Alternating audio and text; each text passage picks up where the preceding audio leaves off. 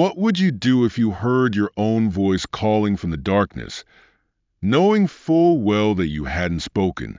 It's a question I never thought I'd have to answer, but that night in the heart of Wallowa Whitman National Forest, it became my horrifying reality.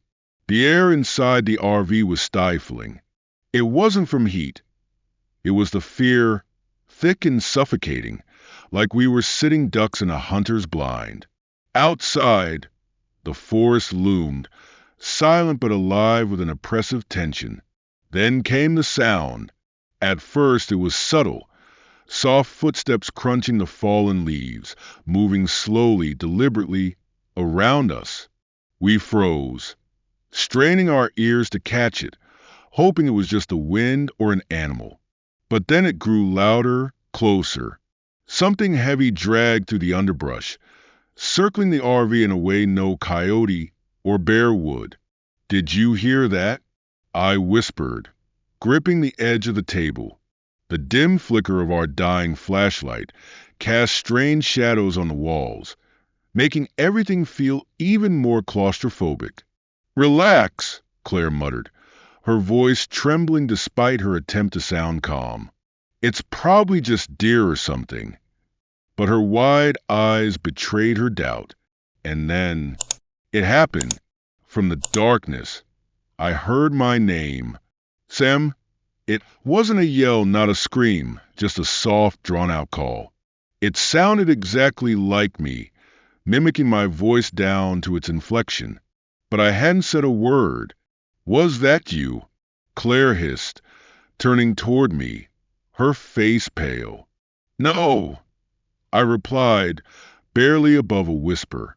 Before I could say more, the voice called again, clearer this time, and it was coming from the trees. "Sam, come here." The blood drained from my face as a sickening realization washed over me.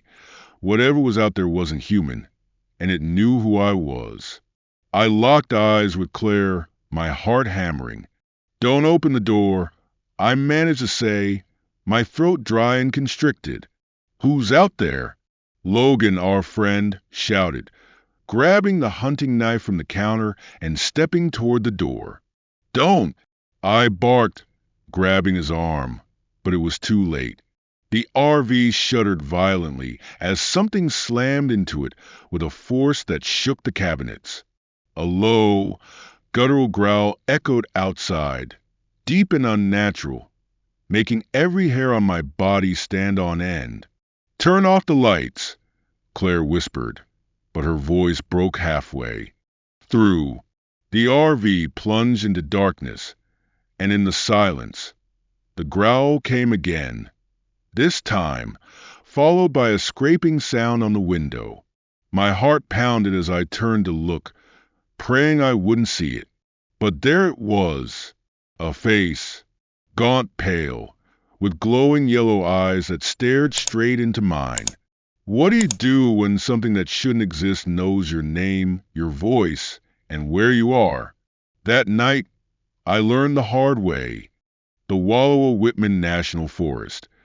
If you've never been there, imagine this. Miles upon miles of untouched wilderness stretching out like a green ocean, the towering pines and rugged cliffs swallowing any trace of civilization.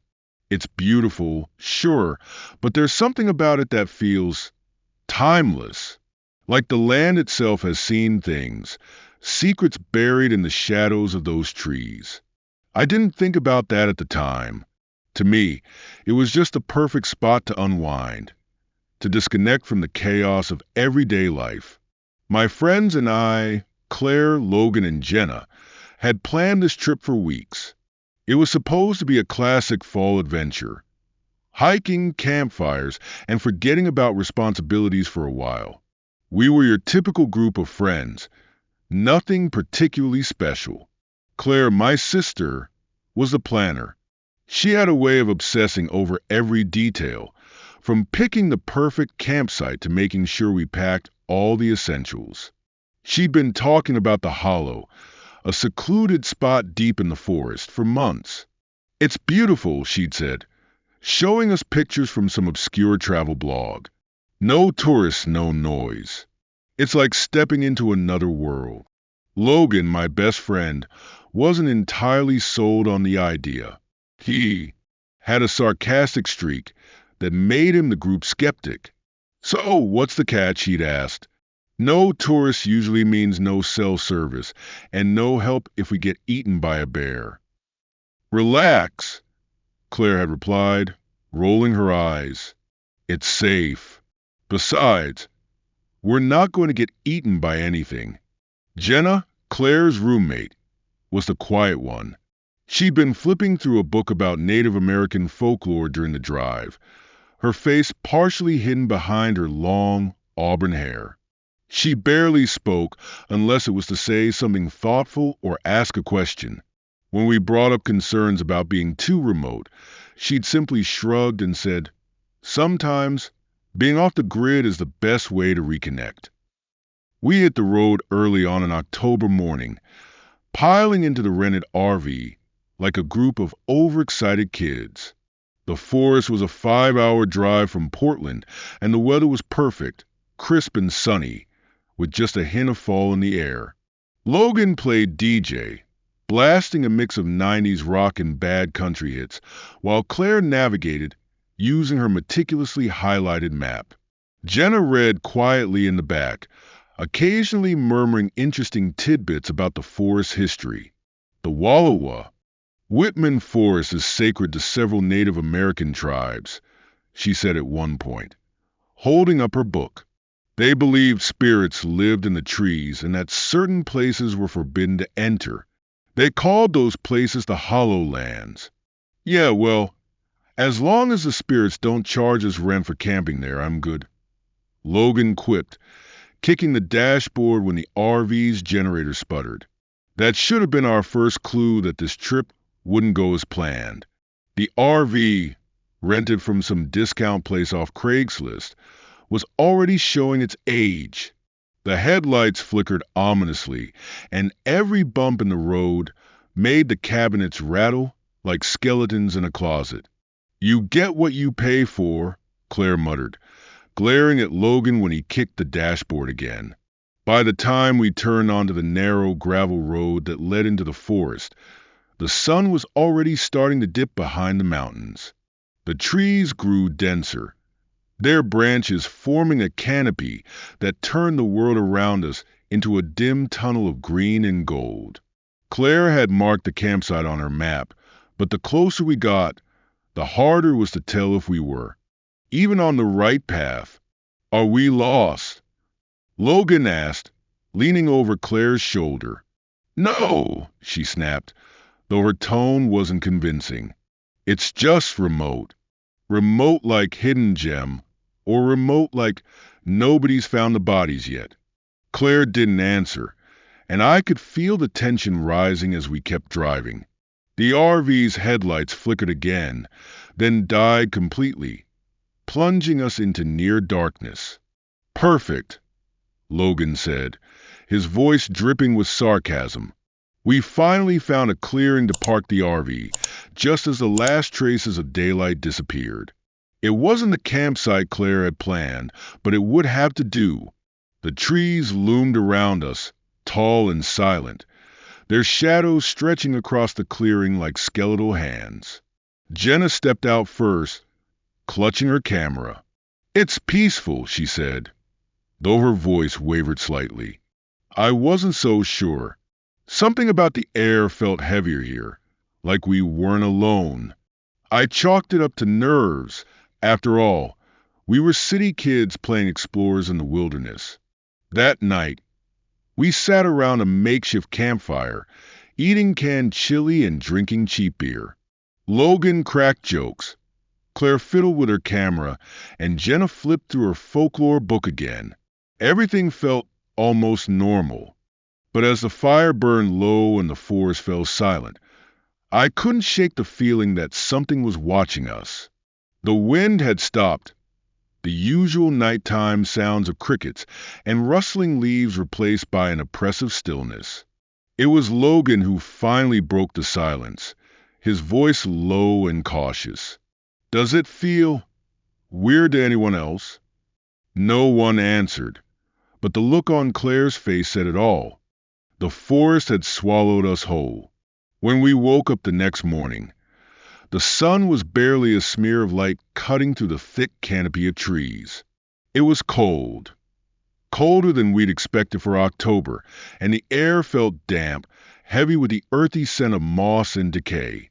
As we stepped out of the RV to stretch, the quietness struck me again. No birds, no rustling leaves, just the sound of our own breathing and the occasional creak of the RV as it settled. "It's so still," Jenna murmured, hugging her jacket tightly. "Peaceful," Claire corrected, though her tone sounded forced. "This is why we came, right? To get away from it all." Logan squatted by the dying embers of last night's fire, poking at it with a stick. "Yeah, get away from it all," he muttered. "Or get lost and die. One of the two." I tried to shake off the weird tension. It was probably just the isolation messing with my head. I grabbed the map and stood beside Claire. "So, where exactly is this perfect campsite you've been hyping up?" She frowned, tracing her finger along the worn-out paper. "It should be just a short hike from here. There's supposed to be a trailhead nearby." "Great," Logan said, standing and dusting his hands. "Let's find it before this place gets any creepier." We packed our bags and set off, leaving the RV parked in the clearing. The trailhead was almost impossible to spot. It was nothing more than a narrow gap between the trees, overgrown with weeds and brambles. "This is it," Claire said, trying to sound certain, but I could hear the hesitation in her voice. The forest seemed to close in around us as we walked. The path was barely a path at all, just a faint indentation in the earth, snaking deeper into the woods. The trees grew taller and thicker, their twisted branches forming a canopy that blocked out most of the sunlight. It felt like we were walking into a tunnel, each step taking us farther from the world we knew. "Are we sure this is a trail?" Logan asked after 20 minutes of trudging through the underbrush. "It's on the map," Claire replied, though she was walking slower now, her eyes darting nervously to the shadows between the trees. The first strange thing we noticed was the claw marks. Deep, jagged scratches, gouged into the bark of several trees along the trail. "Cougar," Jenna guessed, though her voice trembled as she said it. Logan snorted, but there was no humor in it. "If it is, it's a damn big one." I stepped closer to one of the trees, running my fingers along the marks. They were fresh, the edges of the bark splintered and raw. "Whatever did this, it was here recently," I said. "Great," Logan muttered. "Add getting mauled by a cougar to the list of things to worry about." We kept walking, the unease growing with every step. The forest seemed darker now. The trees pressed closer together, their gnarled roots snaking across the ground like veins. Jenna, who had been walking quietly behind us, suddenly stopped. "What's wrong?" I asked, turning to her. She pointed to a spot just off the trail, a cluster of stones arranged in a perfect circle. They were weathered and covered in moss, but faint carvings were visible on their surfaces. Spirals, lines, and symbols I didn't recognize. "What is that?" Logan asked, stepping closer. "A marker," Jenna said quietly. She knelt by the stones, her fingers brushing one of the carvings. "Or maybe a warning."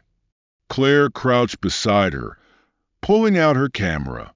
"It's probably something left by the native tribes that lived here," she said, snapping a few photos. Jenna didn't look convinced. "This isn't just decoration," she said, her voice low.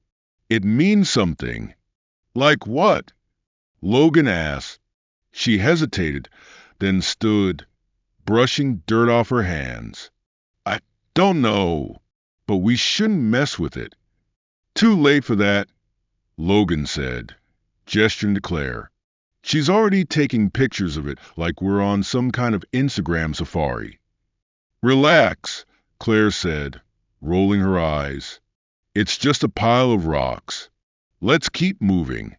But as we left the circle behind, I couldn't shake the feeling that we were being watched. The trees seemed to whisper as the wind rustled their leaves, the faintest sound of movement in the distance. Did anyone else hear that? I asked, stopping to listen. Hear what? Claire replied, not turning around. I shook my head, brushing it off. Nothing. Let's just get to the campsite. But deep down, I knew it wasn't nothing. It started with a growl. That night, after hours of trudging through the dense forest and finally stumbling upon a small clearing that Claire declared good enough, we set up camp. The hollow wasn't the perfect campsite Claire had promised. It wasn't even the one on her map. But the sun had already dipped below the trees, and the last thing we wanted was to wander aimlessly in the dark. Logan got the fire going, while Claire unpacked her camera gear. Jenna sat off to the side, leafing through her folklore book, her face illuminated by the flickering flames. I focused on getting the RV's generator to work, gritting my teeth as it sputtered and groaned. It wasn't long before Logan, with his usual sarcasm, muttered, "Guess we'll be camping old school." Dinner was a miserable affair of lukewarm canned chili eaten in awkward silence. The air felt thick, almost suffocating, and the fire's warmth did little to push back the cold creeping in from the forest. We were all on edge, though none of us wanted to admit it. That's when we heard it. Low, guttural, inhuman. I froze, my spoon hovering in midair, and glanced around the clearing. The sound was faint at first, almost like a distant rumble, but it grew louder, circling us. "Did you hear that?" I asked, my voice barely above a whisper. Logan chuckled nervously, but even he sounded uneasy. "Relax. It's probably just an animal. This is their turf after all." "Yeah, and we're trespassing," Jenna murmured, her eyes scanning the dark tree-line. Claire was already on her feet, camera in hand. "I don't see anything," she said, stepping closer to the edge of the clearing. "Claire, don't."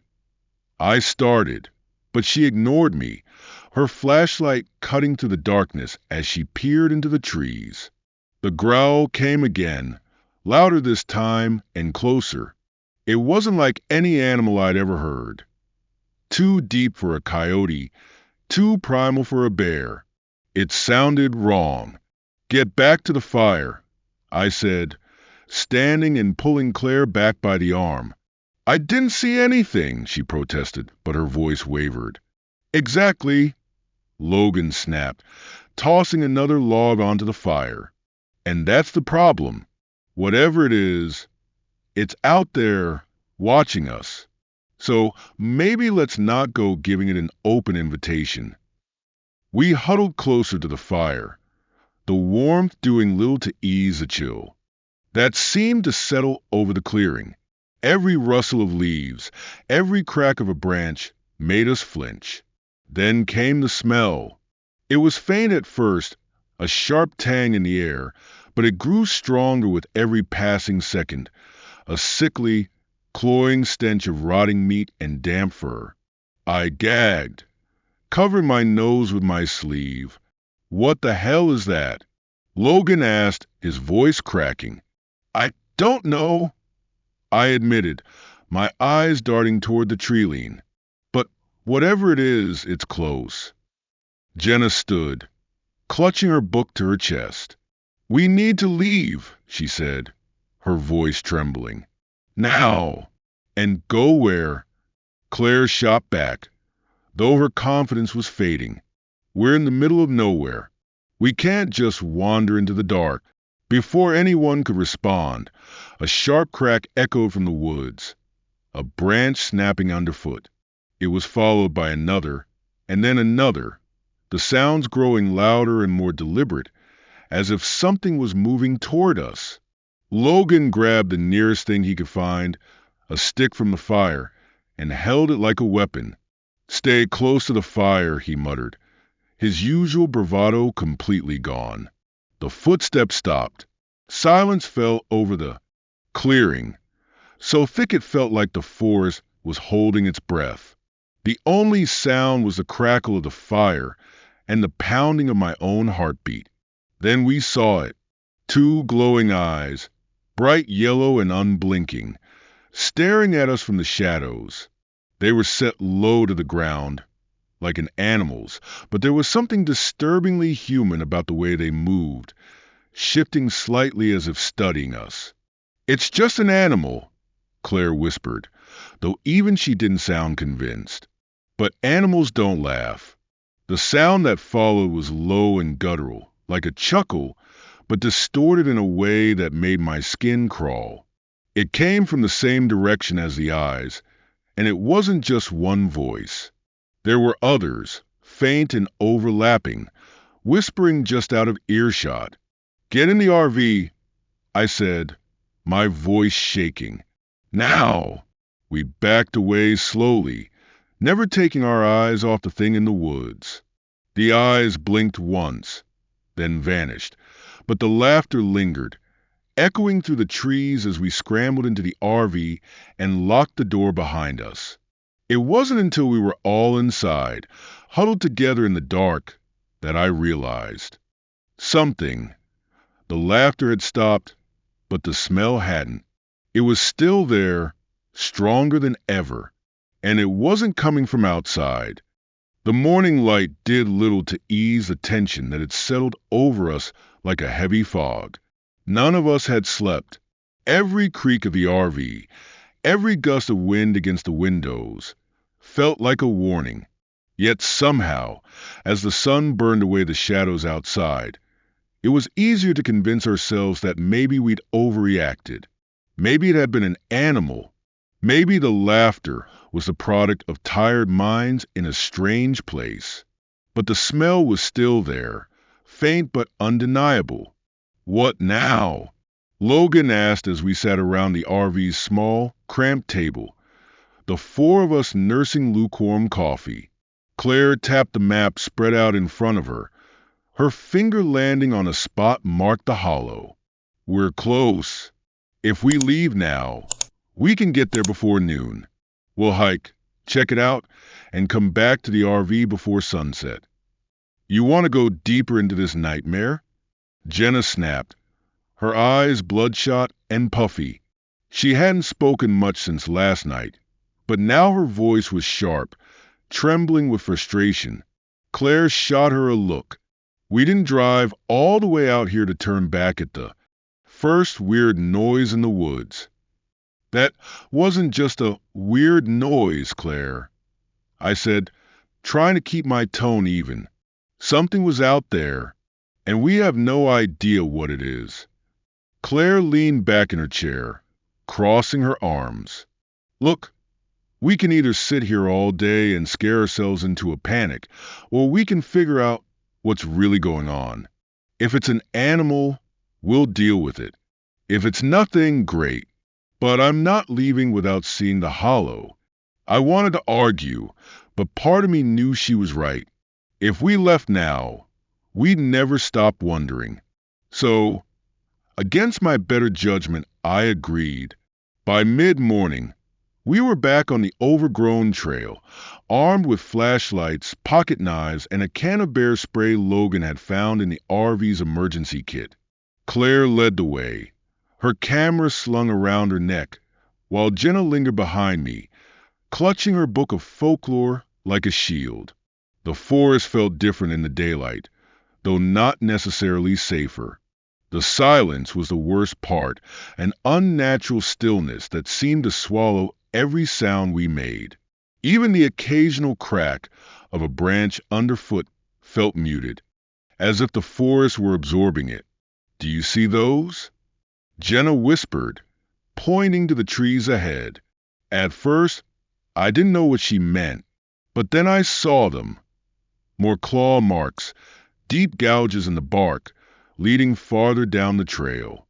Maybe it's a cougar, Logan said, though his voice lacked conviction. Jenna shook her head. Cougars don't mark trees like that. This looks intentional. Intentional by what? I asked, my throat dry. She didn't answer. We pressed on, the unease growing with every step. The trail became steeper and more treacherous, forcing us to navigate around thick underbrush and climb over fallen logs.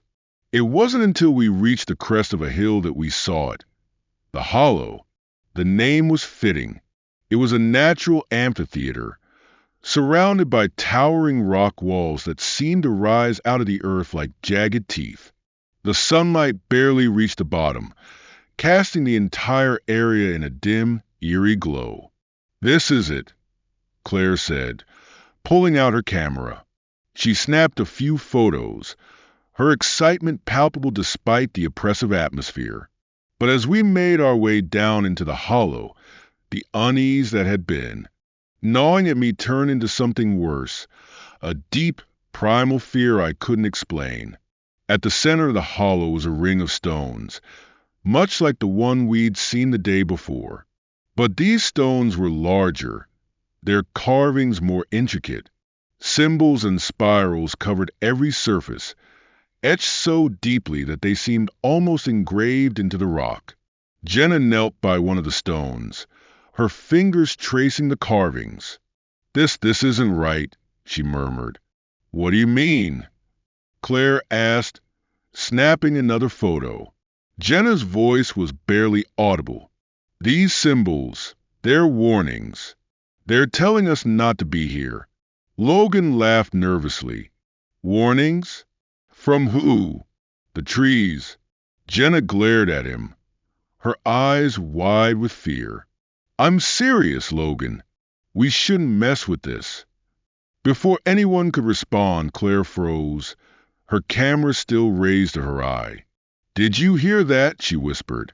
We all stopped, straining to listen. At first, there was nothing but silence. But then it came, a faint voice, distant but unmistakable. Claire. My blood ran cold. Claire lowered her camera, her face pale. Who just said my name? Not me, Logan said, his voice trembling.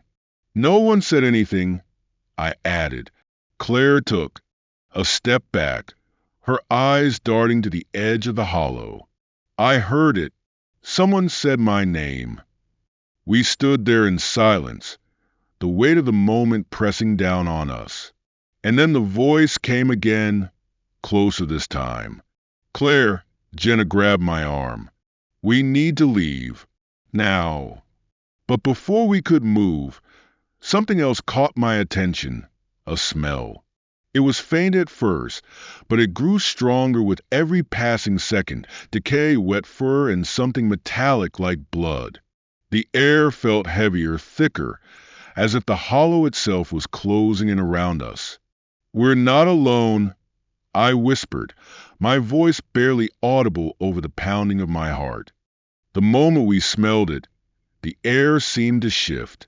It wasn't just a stench. It was a presence, something that seeped into your skin and made your stomach churn. The rotting meat scent, mingled with wet fur and metallic tang, was so strong it felt like it clung to the back of my throat. Do you feel that?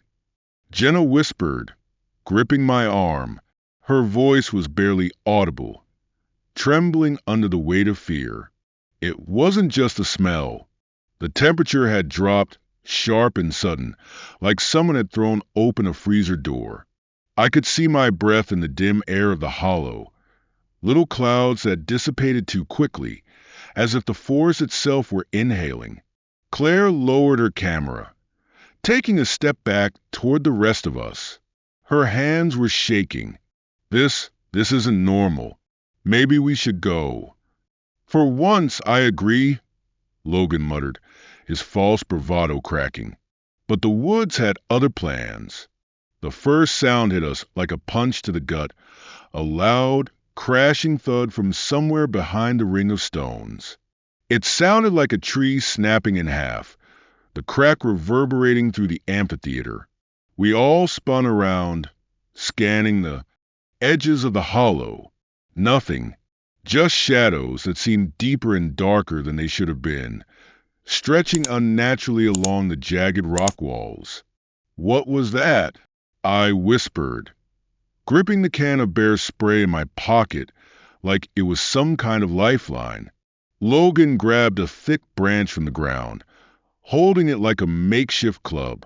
Maybe it's an animal. Jenna shook her head, her voice low and urgent. No animal sounds like that. Another thud, this time closer. Then the sound of footsteps, heavy, deliberate, like something big was moving through the underbrush. Whatever it wasn't trying to hide. Get to the RV, I said, my voice firm despite the fear crawling up my spine. We started backing up the way we came, moving as quickly as we could without breaking into a full sprint. The laughter started again, low, guttural, and wrong. It didn't come from one voice but many, overlapping in a cacophony of twisted mirth. Jenna froze, her eyes wide with terror. That's not human, she whispered. Keep moving, I urged, grabbing her arm. Then we saw it. The figure emerged from the trees, half shrouded in shadow, its form flickering as if it couldn't decide what it wanted to be.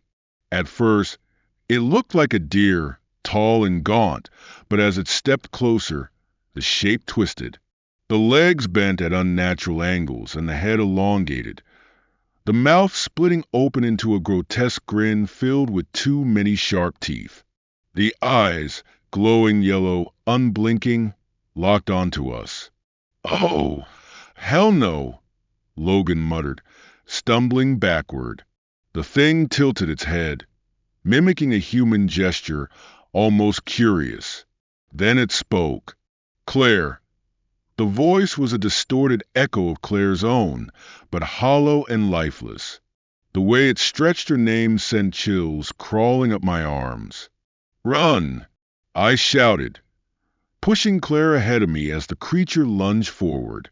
The woods exploded into chaos as we bolted back up the trail, branches clawing at our clothes and faces. The laughter followed us, louder and more manic, bouncing off the trees like it was coming from every direction. Don't stop, Jenna screamed, her voice breaking. I glanced over my shoulder, my heart pounding so hard it felt like it would burst. The creature was behind us, bounding on all fours, its twisted form flickering between human and animal. Its glowing eyes never wavered, locked on, us like a predator closing in on its prey. Logan, ahead of us, tripped on a root and went sprawling to the ground. Get up, I yelled, but the creature was already there, towering over him. It let out a high-pitched shriek that made my ears ring and lunged toward Logan, its clawed hands reaching for him. At the last second, Logan swung his branch, catching the thing in the face. The impact made it recoil, but only for a moment. Go! Logan shouted, scrambling to his feet. Just go! We didn't need to be told twice. We ran harder, the path a blur beneath our feet. The RV was in sight now, just a few hundred feet away. The creature's laughter grew louder, almost mocking, as if it knew how close we were to safety. Claire fumbled with the keys as we reached the door, her hands shaking so badly she nearly dropped them. Hurry! I shouted, glancing back to see the creature standing at the edge of the clearing, watching us. It didn't charge this time. It just stood there, its yellow eyes glowing with a malevolent intelligence. Claire finally got the door open, and we piled inside, slamming it shut behind us. I locked the door and pulled the curtains closed, as if that thin layer of fabric could somehow keep us safe. The laughter stopped. The silence that followed was worse. Then came the knocking. The knocking was slow at first, rhythmic, almost polite. Each hollow thud reverberated through the RV, making the walls feel thinner than they had ever felt before. No one said a word. The only sound inside was our breathing, ragged, uneven, and far too loud. We huddled in the center of the RV, every curtain drawn, every light turned off, as if darkness might somehow protect us. The knocking grew louder, more deliberate, and more insistent. "Jake," Claire whispered, her voice barely audible. "What do we do?" I didn't have an answer. My mind raced through every possibility, every outcome, and none of them ended well. From outside, the creature's voice came again. "Claire." It was mocking now, stretching her name out in a sing-song tone that sent shivers down my spine. Logan grabbed the bear spray, clutching it like it was a weapon of war. His jaw was clenched, his eyes wide with panic. "We can't just sit here," he muttered. "If it gets in, it won't," I said quickly, though I wasn't sure if I believed it. The knocking stopped. For a brief, fleeting moment, silence fell over the RV. I held my breath, waiting, hoping, praying that whatever was out there had given up and moved on. Then the entire RV rocked.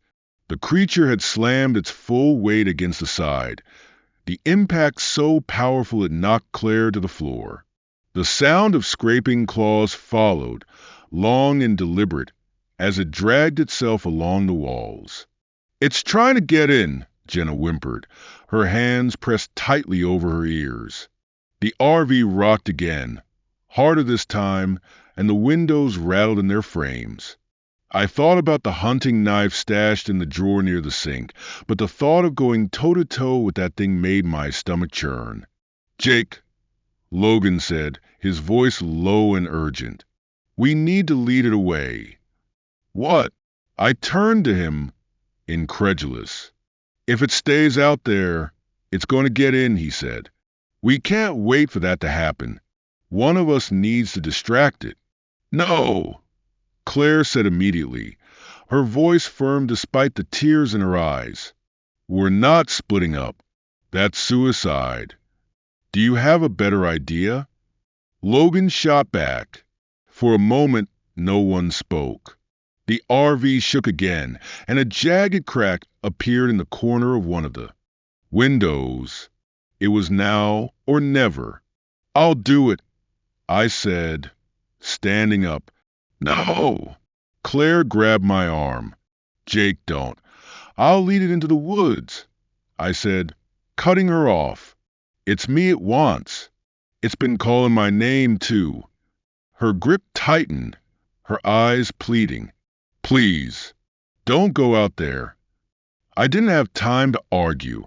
The creature slammed against the RV again, harder than before, and this time the crack in the window spiderwebbed across the glass.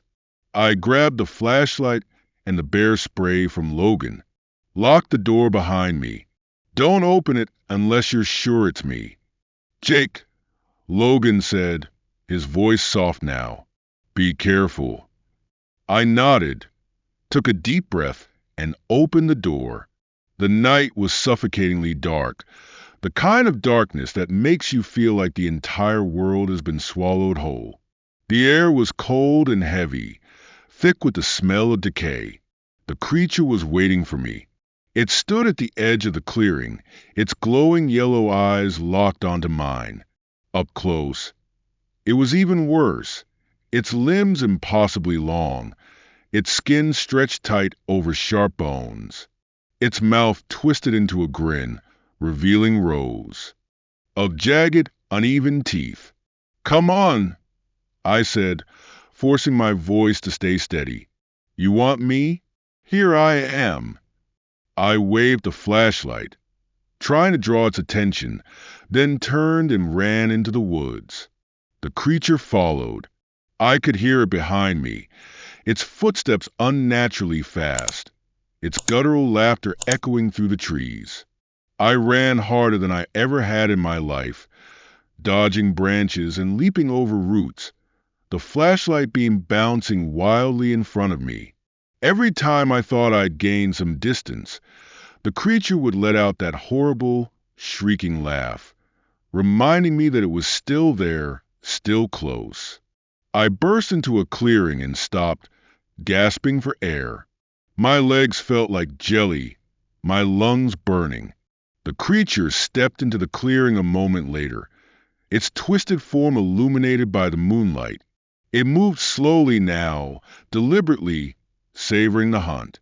I fumbled with the bear spray, my hands shaking. "Stay back!" I shouted, though I knew it wouldn't listen. The creature lunged. I sprayed, the bear spray erupting in a cloud of mist that hit the thing square in the face. It screamed, a high-pitched, bone-chilling sound that made my ears ring. It recoiled, clawing at its face, giving me just enough time to run. I didn't stop. I didn't look back. Somehow, I made it back to the RV. I pounded on the door, shouting Claire's name, and after a tense moment, it swung open. They pulled me inside, slamming the door shut behind me. For a long time, none of us spoke. We just sat there, listening to the silence outside, waiting for the next sound, the next attack. But it never came. As dawn broke, we decided to leave. We didn't pack, didn't clean up, just started the RV and drove, putting as much distance as we could between us and the hollow. Even now, months later, I can still hear its laughter in my dreams. The drive away from the hollow was silent. None of us said a word. The RV creaked and rattled as it sped along the winding mountain road, the thick forest blurring into a wall of green and shadow. I gripped the wheel with white-knuckled intensity, my eyes flicking to the rearview mirror every few seconds, half expecting to see those glowing yellow eyes chasing us down. Jenna sat in the passenger seat, staring out the window with a hollow look in her eyes. Logan was slumped in the booth, his head in his hands, muttering something I couldn't make out. Claire clutched her camera tightly to her chest, rocking slightly, as if holding on to it was the only thing keeping her grounded. We didn't stop until we reached the nearest ranger station, hours later. By then, the sun was high in the sky, but its warmth did little to shake the icy grip of fear that had settled over us. When we stumbled into the station, dirty, pale, and trembling, the ranger behind the desk gave us a strange look. "You folks okay?" he asked. I wanted to tell him everything, about the creature, the laughter, the terror that had stalked us through the woods. But as I opened my mouth, I realized how insane it would all sound. Who would believe us? "We got lost," I said instead, my voice hoarse. "There's something weird out there. You might want to check it out." The ranger frowned, his eyes narrowing. "Where were you?"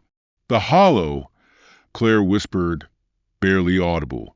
The man's expression darkened, and he leaned back in his chair. "You're lucky you got out," he said quietly. My stomach dropped. "You've heard of it?" He nodded slowly. "Locals avoid that place. Always have. People who go there, well, let's just say not everyone comes back. You're smart to leave when you did." That was it. No further explanation, no offer of help. Just a warning, delivered far too late. We left the station without another word, too drained to ask more questions. None of us wanted to spend another second in the area. Back home, we tried to go back to our lives, but the hollow followed us. Jenna barely spoke to anyone for weeks, retreating into herself in a way that scared me. Logan quit his job and moved across the country, claiming he needed a fresh start. Claire buried herself in her photography, but she never looked at the photos she took that day. As for me, I couldn't shake the feeling that we'd left something behind, or worse, brought something back. The hollow had changed me, leaving behind a scar that no amount of time could heal. Even now, I can still hear the laughter in my dreams. It's faint, distant, but always there waiting. And every time I wake up, drenched in sweat and gasping for air, I remember the ranger's words. We were lucky to get out. As I sit here now, telling you this story, I can't help but wonder, what would have happened if I hadn't made it out of the hollow that night? What if I'd tripped? If the bear spray hadn't worked, or if the creature had decided it didn't want to play with its prey anymore? But the truth is, the hollow stays with you, even when you leave. That voice, those glowing eyes, and the bone-deep fear, they're impossible to forget. It's not just a memory, it's a warning, etched into my mind like those claw marks on the RV. I haven't been back to Oregon since. I don't go camping anymore, and I never will. Not in the woods. Not anywhere remote. I've learned my lesson the hard way. There are places on this earth that humans were never meant to explore. So, if you ever find yourself near Willow Whitman National Forest and someone mentions the hollow, don't go. Don't test it. Don't let curiosity or the promise of untouched beauty lead you into the dark. Some places are better left undiscovered. And if you think this is just another campfire tale, a story to scare people into subscribing or commenting, think. Again, this really happened. To me. To us. So, let me leave you with one question. If you heard your name whispered in the middle of the night, would you answer? If you made it this far, let me know your thoughts in the comments. Have you ever experienced something you couldn't explain? Don't forget to like, share, and subscribe. And if you ever go camping, make sure you're not alone. Thanks for watching and stay safe out there.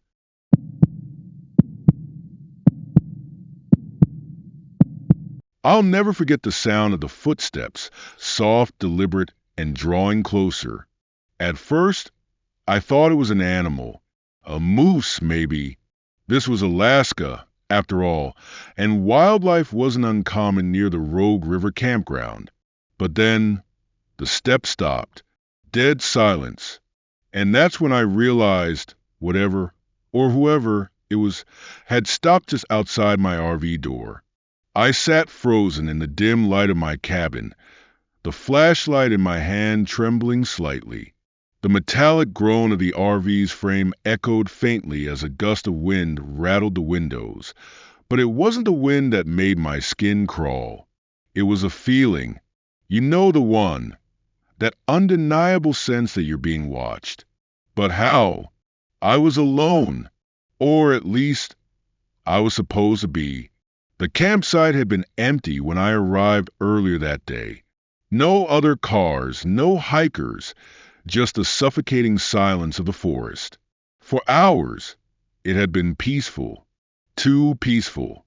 And now, under the heavy blanket of night, that peace had turned into something far more sinister. I leaned forward, straining to hear past the pounding of my heart. For a moment, all I could make out was a faint rustling of leaves in the breeze. Then I heard it again, this time clearer. The unmistakable rattle of the RV's door handle. My breath hitched, and 1,000 questions raced through my mind. Was it a person? Someone lost? Or was it something else? Suddenly, a soft whisper carried through the air, faint and drawn out like it was slipping between the trees. It spoke my name. Ethan. I jolted upright, clutching the flashlight tighter. How could anyone out there know my name? My rational mind screamed that it was impossible, that I was imagining things. But my gut told me otherwise. I edged closer to the door, every instinct telling me to lock it and retreat. And yet, I couldn't look away from the shadows dancing across the narrow window. I held my breath, ears straining for any sign of movement. But the silence had returned, and that's what made it worse. What would you have done? Opened the door to look? Called for help? Out here, in the heart of Alaska, where your nearest neighbor might be miles away. I thought about those stories people tell, the ones about strange disappearances in the wilderness. At the time, I always laughed them off, but standing there, with the darkness pressing in around me, it didn't feel so funny anymore. A faint tap, barely audible, sounded against the window. My blood ran cold. Slowly, I turned my head, the beam of my flashlight shaking as it swept across the RV's interior. My eyes darted to the window, and for a brief second, I thought I saw something. A shape, a shadow, and then, just like that, it was gone. They say Alaska changes you, that its raw beauty, its endless wilderness, and its unforgiving silence can either ground you or break you. For me, it was supposed to be the reset I desperately needed. I was burnt out. A year of long hours at the office in Anchorage had left me numb. Each day bled into the next, emails, reports, late nights in front of my computer. Even the city's charm, its snow-capped mountains and the occasional bear roaming through the suburbs, had started to feel routine. I wasn't living. I was just going through the motions. Then one Thursday night, as I stared at a half-finished report and an inbox overflowing with demands, something inside me snapped. I didn't think. I just packed. The next morning, I loaded up my old RV, a 1999 Class C that had seen better days, and hit the road. My plan? No plan. Just drive. Just escape. I'd heard about the Glen Highway from co-workers, how it winds through some of Alaska's most stunning landscapes. Towering mountains, glaciers that shimmered blue even under the grayest skies, wide open stretches of road where the world feels infinite. I figured if anything could help me breathe again, it would be that road. As I drove, the city melted away behind me, replaced by dense forests and snow-dusted peaks. The air felt different out here. Cleaner, lighter, like I'd finally left the weight of my old life behind. I didn't have a specific destination in mind. That was part of the appeal.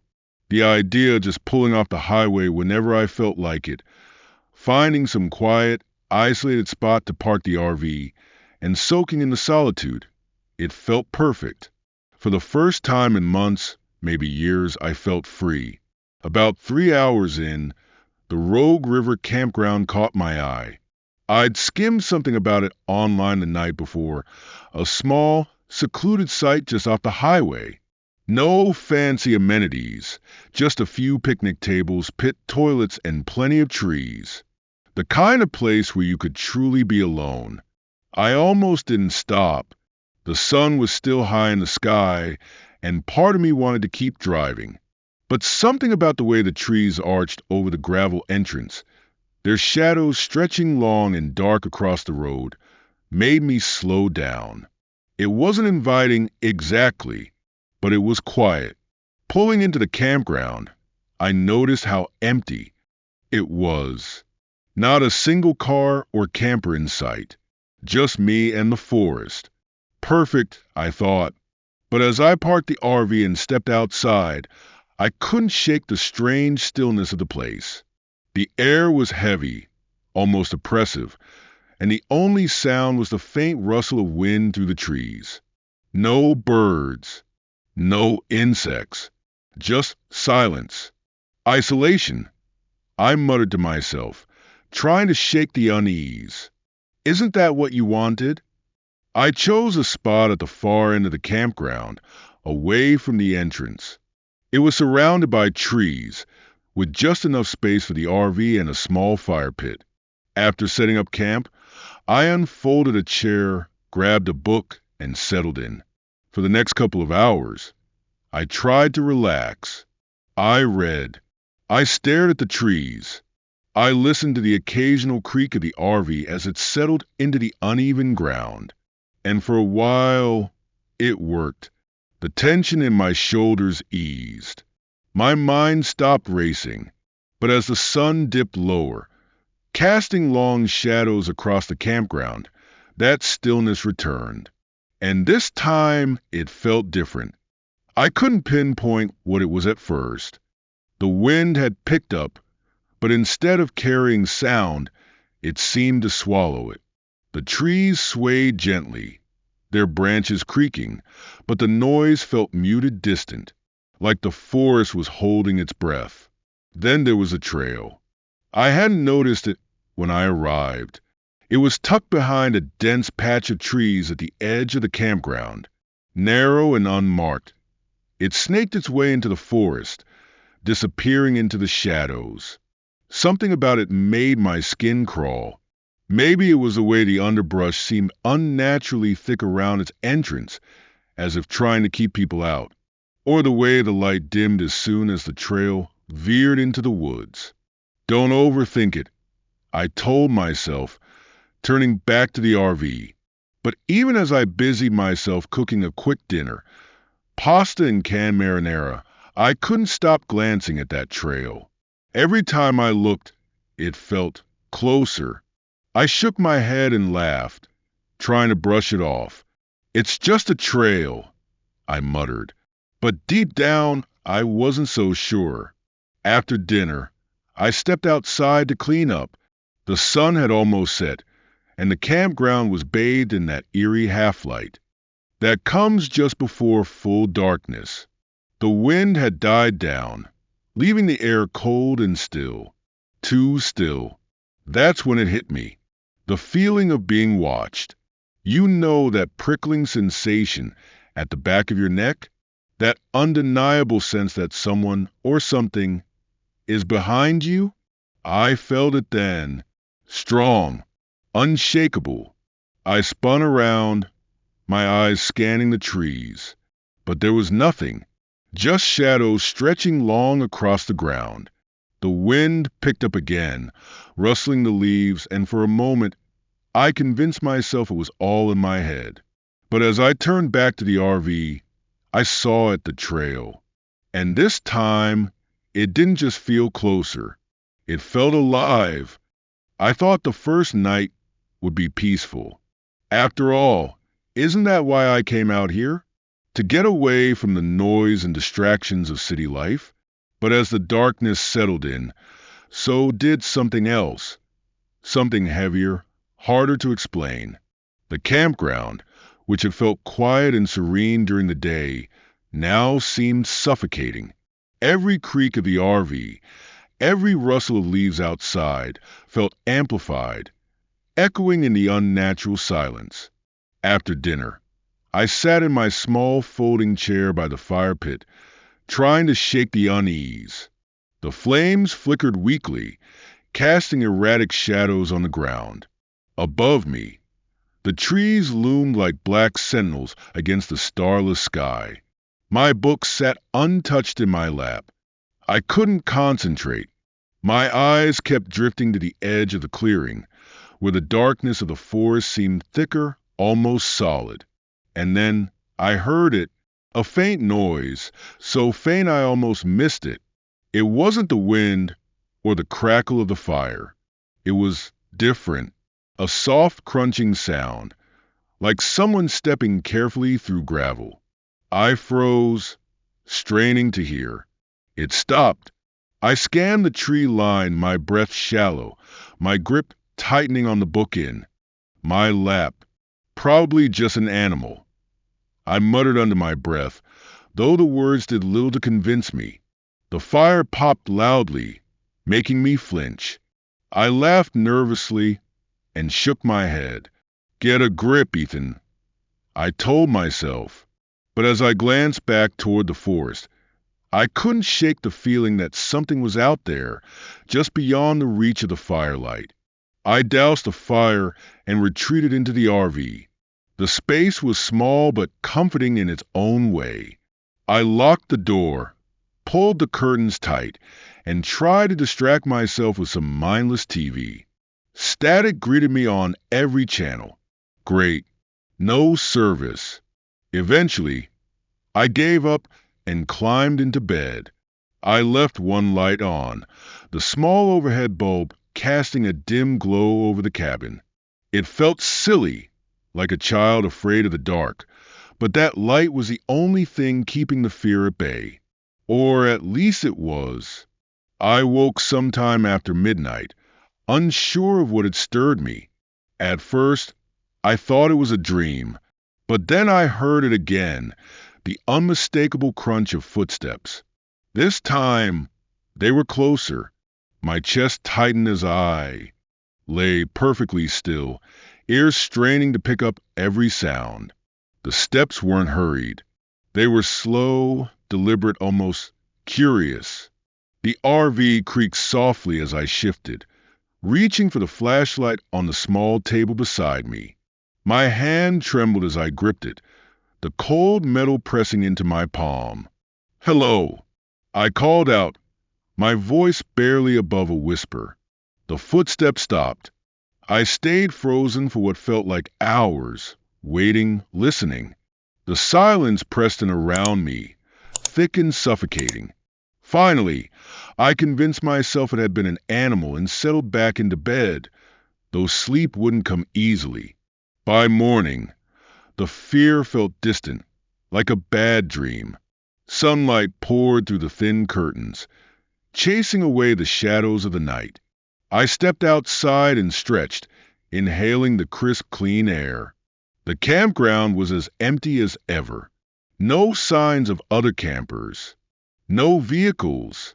Just me and the trees. I busied myself with breakfast, trying to shake off the events of the night.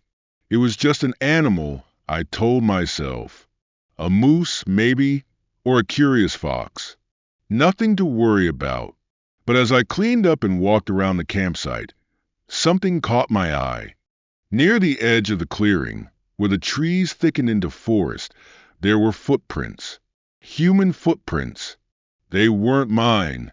The dirt was soft from the morning dew, and the prints were fresh, leading from the forest toward my RV.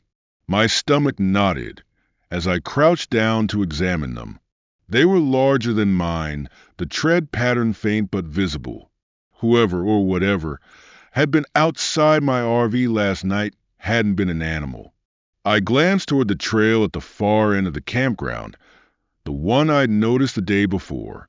It was just as overgrown as I remembered, its entrance almost hidden behind a curtain of branches.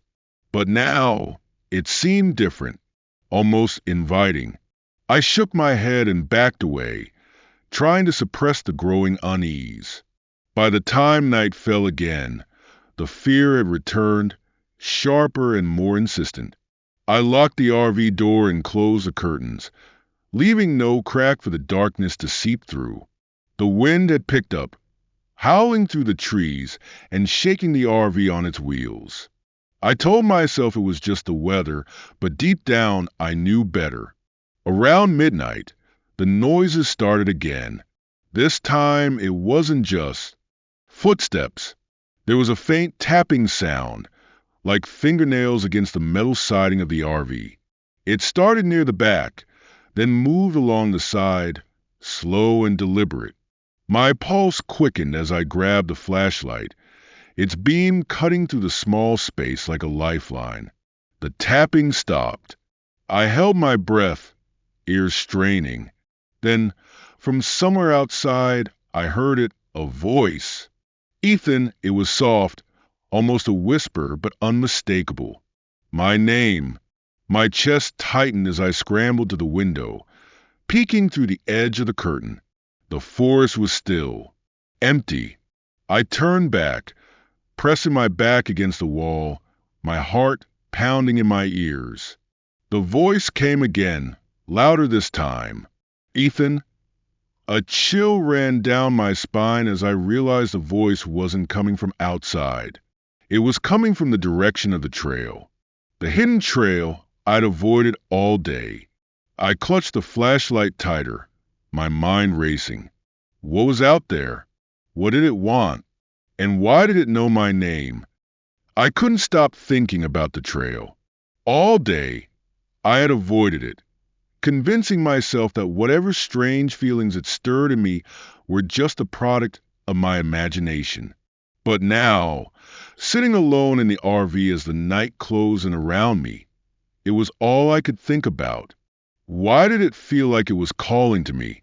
Why couldn't I shake the feeling that something was waiting at the end of it? The soft glow of the overhead light did little to chase away the creeping darkness outside. I sat in the cramped dinette, staring at my untouched cup of coffee, trying to convince myself to go to bed. But sleep wasn't an option. Not tonight. The tapping started again. At first, I thought it was the wind, but the sound was too deliberate. It wasn't random. It moved along the side of the RV, one slow tap at a time, like someone or something was feeling its way around the vehicle. My breath caught in my chest as I grabbed the flashlight. The beam quivered in my hand as I stood, ears straining to pick up any other sounds.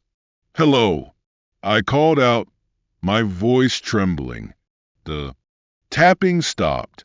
I turned slowly, scanning the small cabin as if the answer would somehow be inside with me. But the RV was still, empty. Then came the whisper.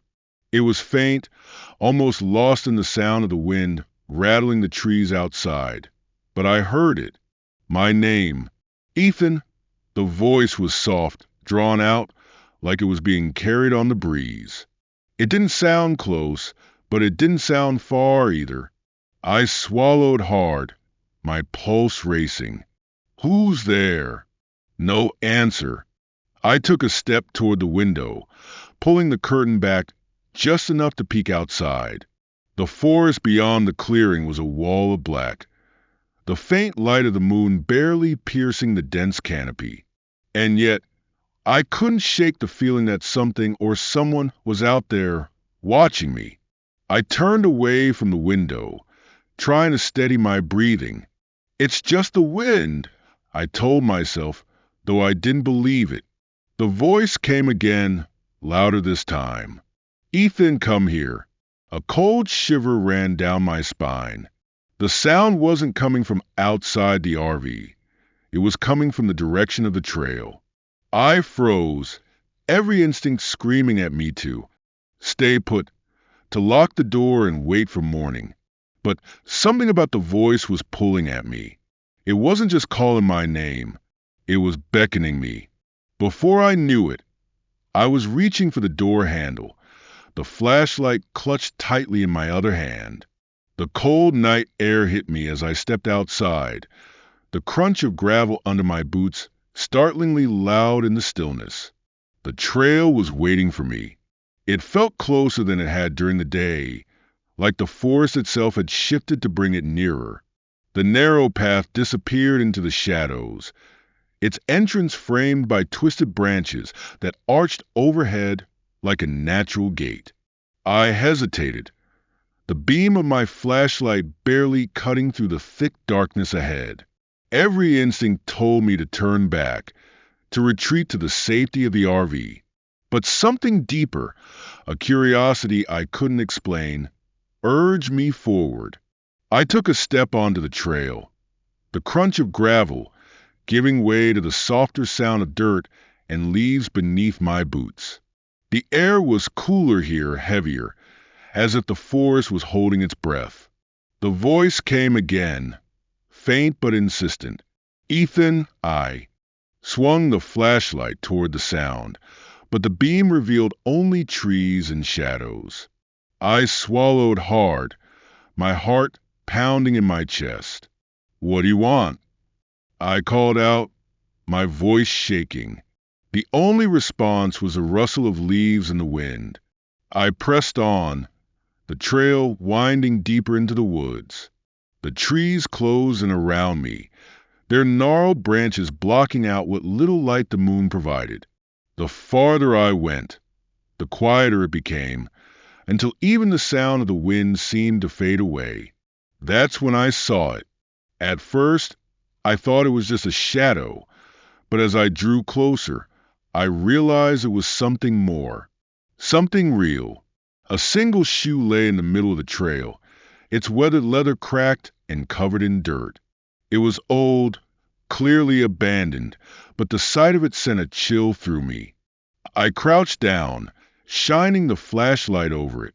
There were no other signs of anyone nearby, no footprints, no discarded belongings. Just a shoe, sitting there like it had been placed intentionally. A twig snapped behind me.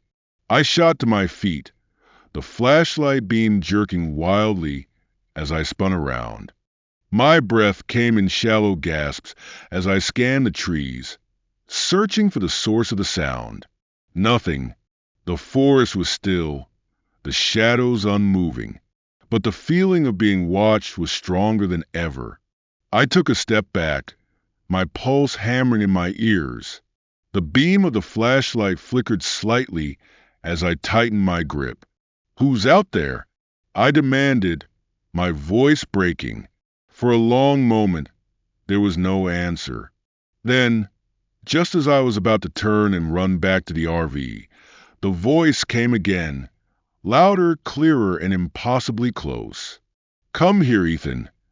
I didn't think. I didn't look. I just ran. The trail blurred beneath me as I sprinted back the way I'd come, the flashlight bouncing in my hand. The voice followed me, growing louder with each step. By the time I burst into the clearing and reached the RV, my lungs were burning and my hands were shaking. I slammed the door shut and locked it, collapsing onto the floor as the silence outside enveloped me once again. But I knew the silence wouldn't last. Whatever was out there, it wasn't finished with me. I couldn't shake the feeling that something was wrong. All morning, I paced around the RV, staring at the trail through the windows. The memory of the voice, calling my name, urging me deeper into the forest, played on an endless loop in my mind. I told myself it wasn't real, that I had imagined it, but the fear clung to me like a second skin. It didn't help that the forest seemed off. The wind barely stirred the trees, and the usual sounds of nature were absent. No birds, no rustling in the underbrush, just a heavy, unnatural stillness. After a quick breakfast, I stepped outside to clear my head. The campground looked the same as it had the day before, empty, quiet, peaceful on the surface. But now, every shadow felt like a threat, every tree a hiding place.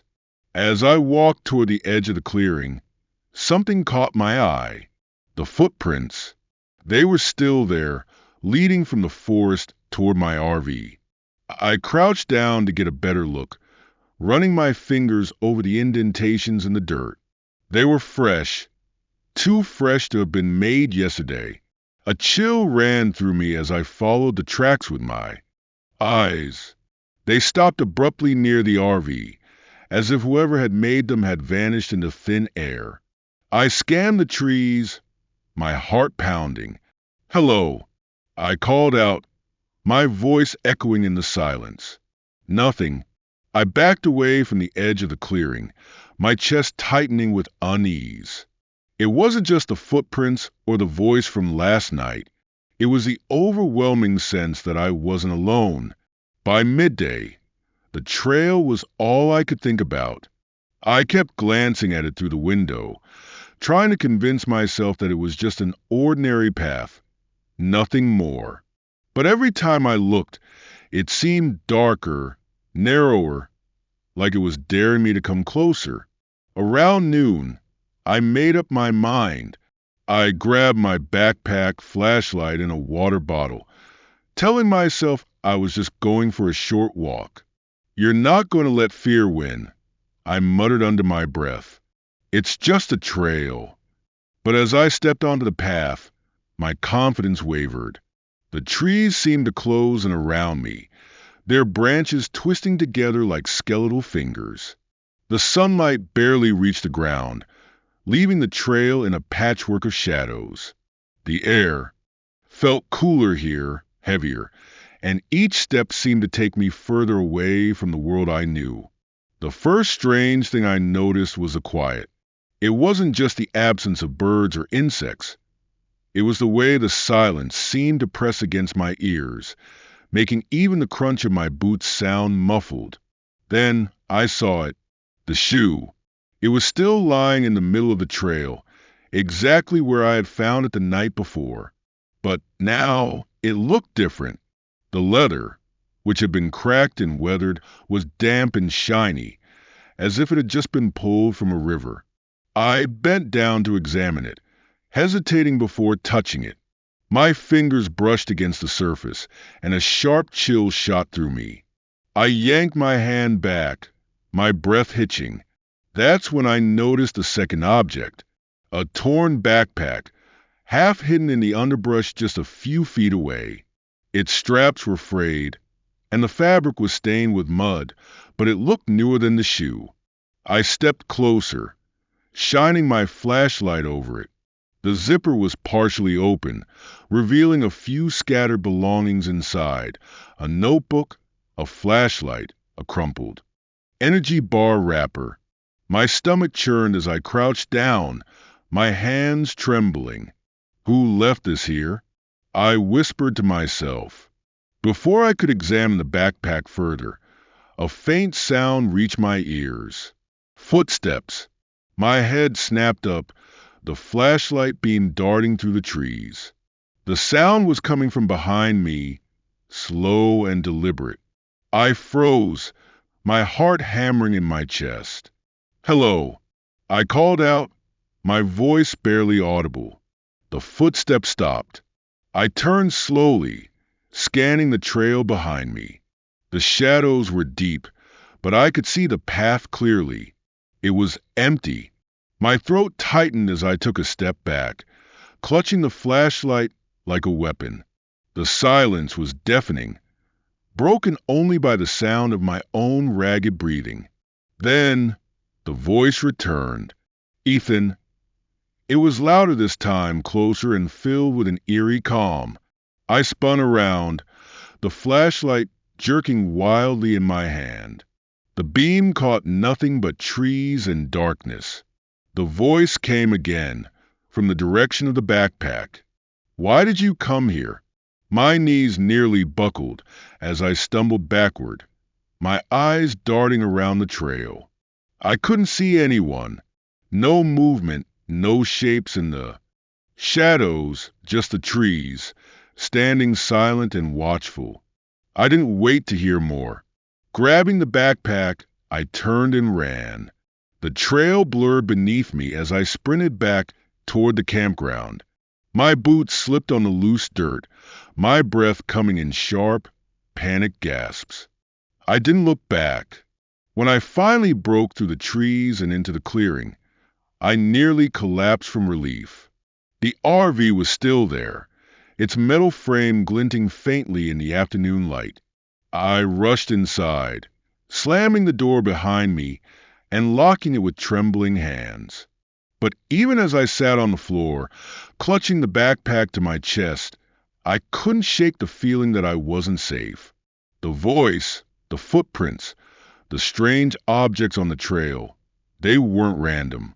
Something or someone wanted me to find them. And whatever it wasn't finished with me yet. Night fell quickly, too quickly. I spent the rest of the day holed up in the RV, the torn backpack sitting on the small dining table like an unwelcome guest. Its presence made my skin crawl, but I couldn't bring myself to touch it again. Whoever it had belonged to, I had a sickening feeling they weren't coming back. Outside, the forest was alive with shadows. The wind howled through the trees, shaking the RV and sending branches scraping against the sides like skeletal fingers. The voice, the one that had haunted me since the trail, was silent for now, but the silence felt more like a warning than a reprieve. As the hours stretched on, I knew I couldn't stay inside. Not anymore. Whatever was out there wasn't going to leave me alone. I grabbed my flashlight and a knife from the small drawer near the sink. The blade was dull, more suited for slicing fruit than for protection, but it was better than nothing. My hands trembled as I pocketed the knife and swung the flashlight beam toward the window. The trail. It was still there, a black scar carved into the edge of the clearing, and it seemed darker than ever, as if it were waiting for me. "Get a grip, Ethan," I whispered, trying to steady my breathing. "It's just a trail. It's just your imagination." But deep down, I knew it wasn't. I stepped outside, the cold night air biting at my skin. The crunch of gravel beneath my boots echoed unnaturally loud in the silence. The flashlight's beam flickered slightly as I aimed it toward the trees, my breath hanging in the air like smoke. I didn't want to go back to the trail, but I knew I had no choice. It wasn't just curiosity. It was a compulsion, an almost magnetic pull that I couldn't resist. The closer I got to the trailhead, the heavier the air seemed to grow. Each step felt like a struggle. My legs weighted down as though the force itself were trying to stop me. Then I heard it, the voice. "Ethan, you shouldn't be here." It was louder now, clearer, and it came from deep within the trail. My pulse quickened as I swung the flashlight toward the sound, the beam cutting through the darkness. "Who's there?" I called out, my voice shaking. No response. I hesitated at the edge of the trail, my instincts screaming at me to turn back. But something inside me pushed forward. The trees closed in around me as I stepped onto the path. The darkness was thicker here, the flashlight's beam barely illuminating more than a few feet ahead. My breath came in shallow gasps as I moved deeper, the crunch of leaves beneath my boots the only sound. The trail twisted and turned, the trees growing denser with each step. It felt like I was walking into another world, one where time and light didn't exist. And then I saw it. At first, I thought it was a trick of the shadows, a humanoid shape standing just off the path. But as I drew closer, the flashlight beam revealed more. It wasn't human. The figure was tall and thin, its limbs impossibly long and twisted. Its skin, or whatever covered it, was pale and stretched taut over its frame, almost translucent in the dim light. Its face was featureless, save for two glowing eyes that burned like embers, staring straight at me. My breath hitched as the thing tilted its head, its movements slow and unnatural. "Ethan," it whispered, the sound reverberating through the trees. "You shouldn't have. Come." I stumbled back, the flashlight shaking in my hand. What do you want?" The figure didn't answer. Instead, it stepped closer, its elongated limbs bending at unnatural angles. Panic surged through me as I turned and ran, the trail a blur beneath my feet. The sound of snapping branches and heavy footsteps echoed behind me, growing louder with every step. It was chasing me.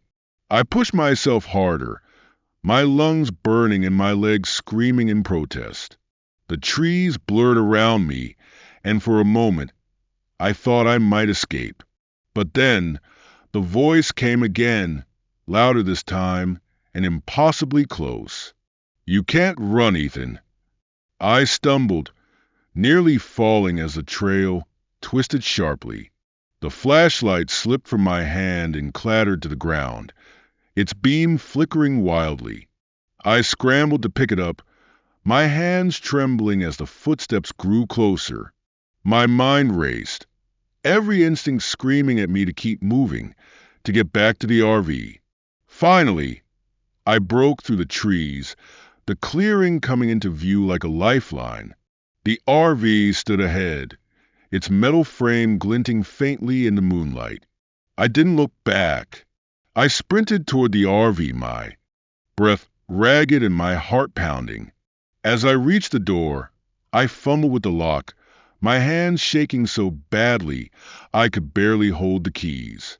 The footsteps were right behind me now, heavy and deliberate. With a final burst of adrenaline, I threw open the door and slammed it shut behind me, locking it with trembling hands. The RV was silent, save for the sound of my own labored breathing. But outside, the footsteps stopped. I peered through the small window, my flashlight beam cutting through the darkness. The trail was empty, but I knew it was still out there, watching, waiting. The RV felt like a fragile cocoon, a thin barrier between me and whatever was out there. My hands shook as I locked every door and window again, double-checking each latch. My chest heaved with shallow breaths, and sweat clung to my skin despite the cold air. I stayed by the window, flashlight in hand, scanning the tree line for any movement. The trail was still, but I couldn't shake the feeling that it wasn't over, that it wouldn't let me leave so easily. Get out of here, I whispered to myself. Just drive. Don't think. Just go. But something kept me frozen in place. Was it fear, curiosity, or some deeper, more primal instinct to understand what I'd just encountered? The moments dragged on, each second feeling like an eternity. The forest outside remained quiet, too quiet, as though the trees themselves were conspiring to hide whatever had chased me. When I finally worked up the nerve, I grabbed my keys and started the RV. The engine roared to life, its familiar hum breaking the oppressive silence. My heart raced as I shifted into drive, my hands gripping the wheel so tightly my knuckles turned white. As I pulled onto the gravel road leading out of the campground, I glanced in the rearview mirror. For a moment, I thought I saw it, standing at the edge of the trail, half hidden in the shadows. The same tall, skeletal figure with glowing eyes. It didn't move. It didn't need to. The sight sent a chill through me. But I didn't stop. I didn't look again. Hours later, I found myself parked at a small gas station on the edge of a tiny town. The neon sign buzzed faintly, its warm glow a stark contrast to the cold terror I'd just escaped. Inside, the clerk, a grizzled man in his 60s, looked up as I stumbled in, still trembling. "You look like you've seen a ghost," he said. I hesitated, glancing at the bulletin board by the door. A faded flyer caught my eye. Missing person, last seen near Rogue River Campground. My stomach dropped. What happened to them? I asked, my voice barely above a whisper. The clerk's eyes darkened. "People go missing out there all the time," he said. "Sometimes they come back. Sometimes they don't. Even now, days later, I can still feel the weight of those glowing eyes on me." I replayed that night over and over in my mind, searching for answers. Was it real? Did I imagine it? But the footprints, the voice, the figure, I know I didn't make those up. The gas station clerk's words haunt me as much as the events themselves. Sometimes they come back. Sometimes they don't. What did he mean? Who or what is out there in the Rogue River woods? I tried researching the area when I got back home, looking for stories or reports about strange sightings. What I found was worse than I expected. A long history of missing persons near isolated trails, strange accounts from hikers, and whispered tales of something ancient lurking in the wilderness. And then there's the trail. I can't stop thinking about it. It was more than just a path through the woods. It felt alive, like it had been waiting for me, luring me. Now, even in the safety of my home, I can't shake the feeling that I didn't escape. Not completely. Some nights, I wake up and swear I hear faint tapping at my window. Sometimes I think I hear my name whispered from the dark corners of the room. I'm sharing this story not to scare you, but to warn you. If you ever find yourself near the Rogue River campground, don't stop. Don't take the trail. Don't listen to the voices. And if you do, don't look back. If you made it this far, thank you for listening.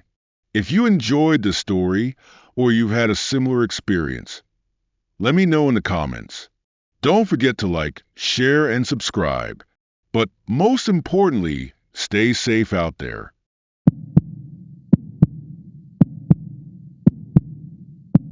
Have you ever felt like you were being watched?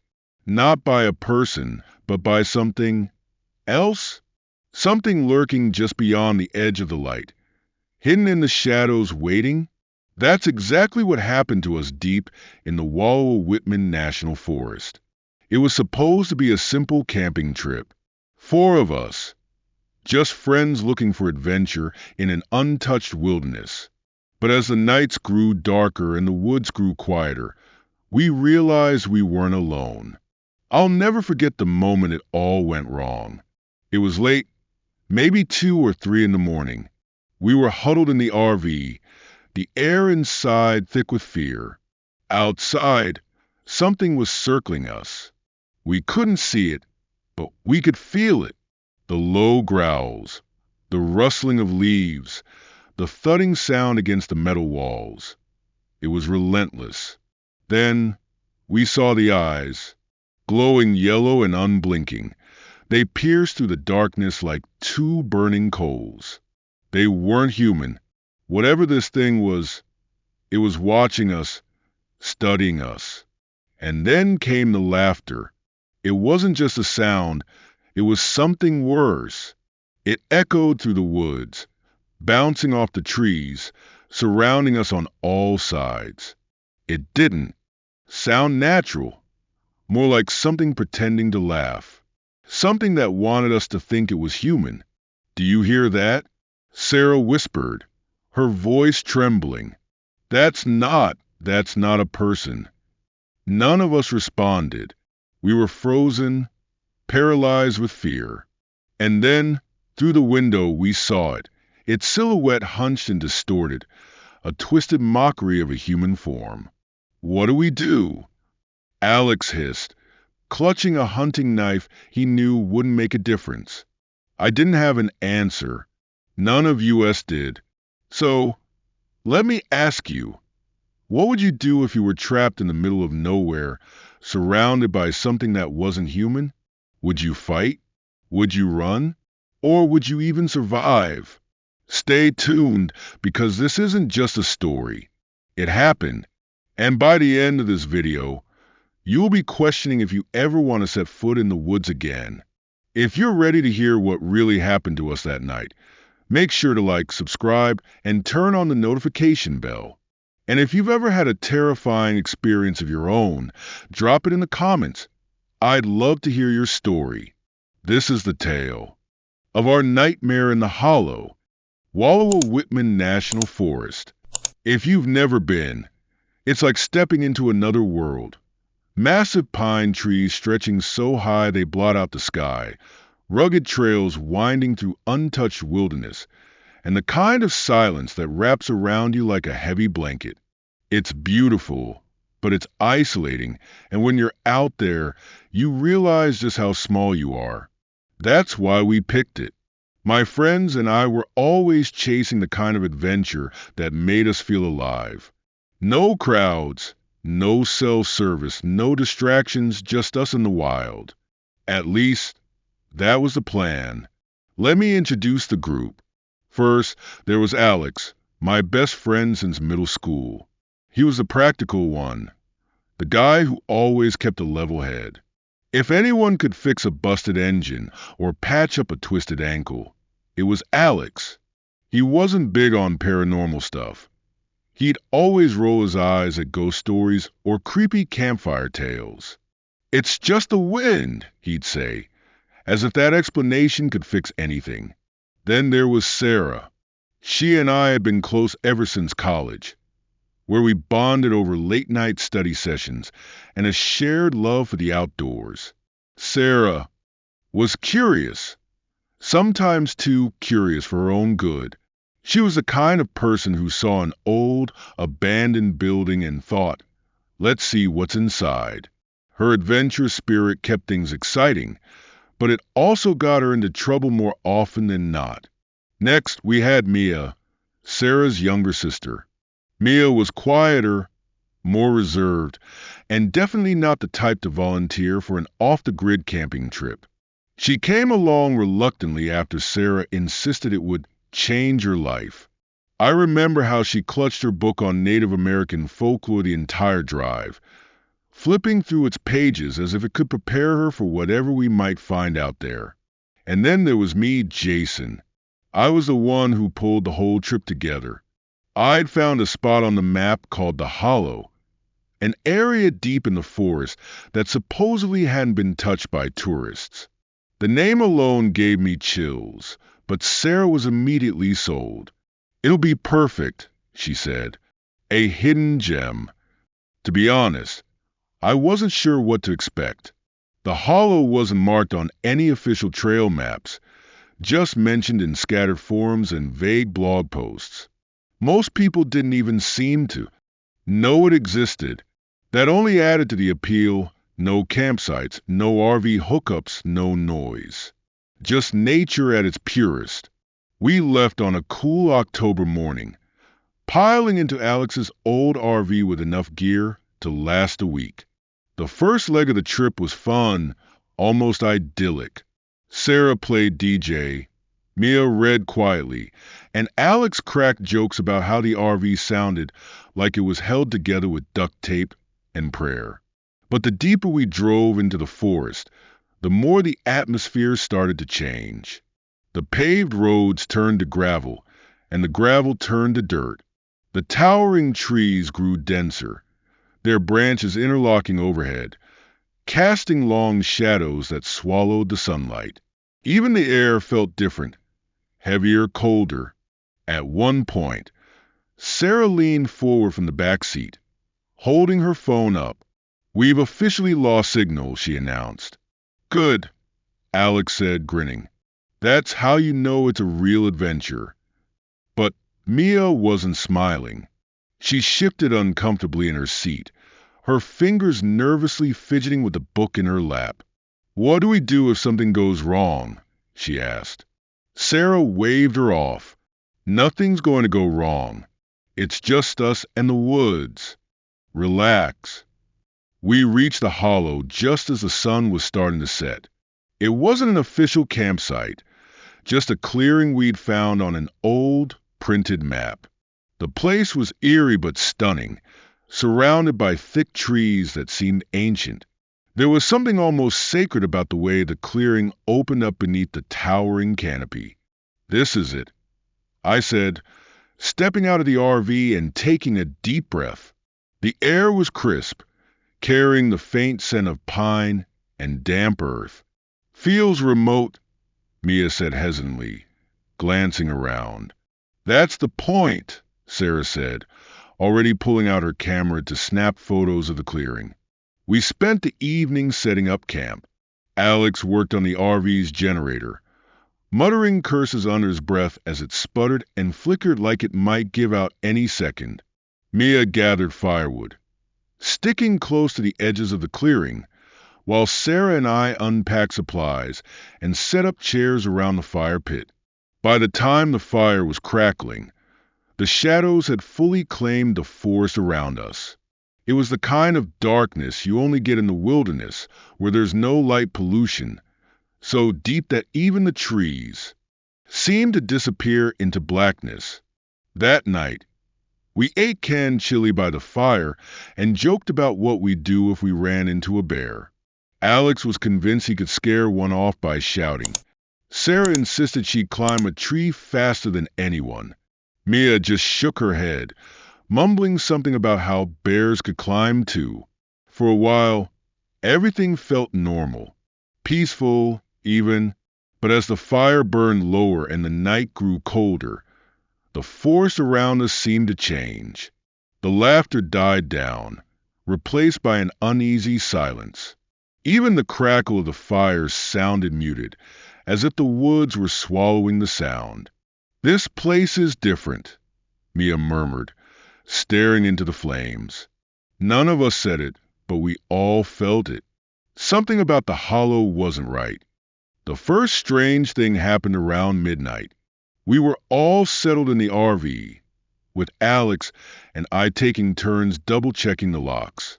Sarah and Mia were already tucked into their sleeping bags, the glow of their flashlights casting long, flickering shadows on the walls. Outside, the fire had burned down to embers, leaving the clearing bathed in the pale silver of moonlight. I was just starting to drift off when I heard it, a low, guttural growl coming from outside.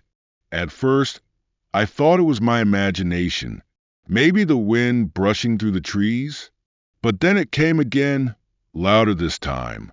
I sat up, my heart pounding. "Alex, did you hear that?" "What?" he muttered, half asleep. "There's something outside." He sighed, rubbing his eyes. "It's probably just an animal, a coyote or something." "No," I said, shaking my head. "It's too loud for a coyote." Before he could respond, there was a sharp thud against the side of the RV, like something heavy had slammed into it. Alex shot up, fully awake now. "Okay," he said, grabbing the flashlight from the counter. "Stay here. I'll check it out." "You're not going out there alone?" I said, grabbing my jacket and following him to the door. We stepped out into the cold night, the flashlight beam cutting through the darkness. The clearing looked just as we'd left it, quiet, still, almost too still. The trees stood tall and silent, their branches casting jagged shadows across the ground. "See," Alex whispered, his breath visible in the chilly air. Nothing. But as we turned to go back inside, we heard it again, a low growl, this time from the edge of the clearing. Slowly, we swung the flashlight in that direction.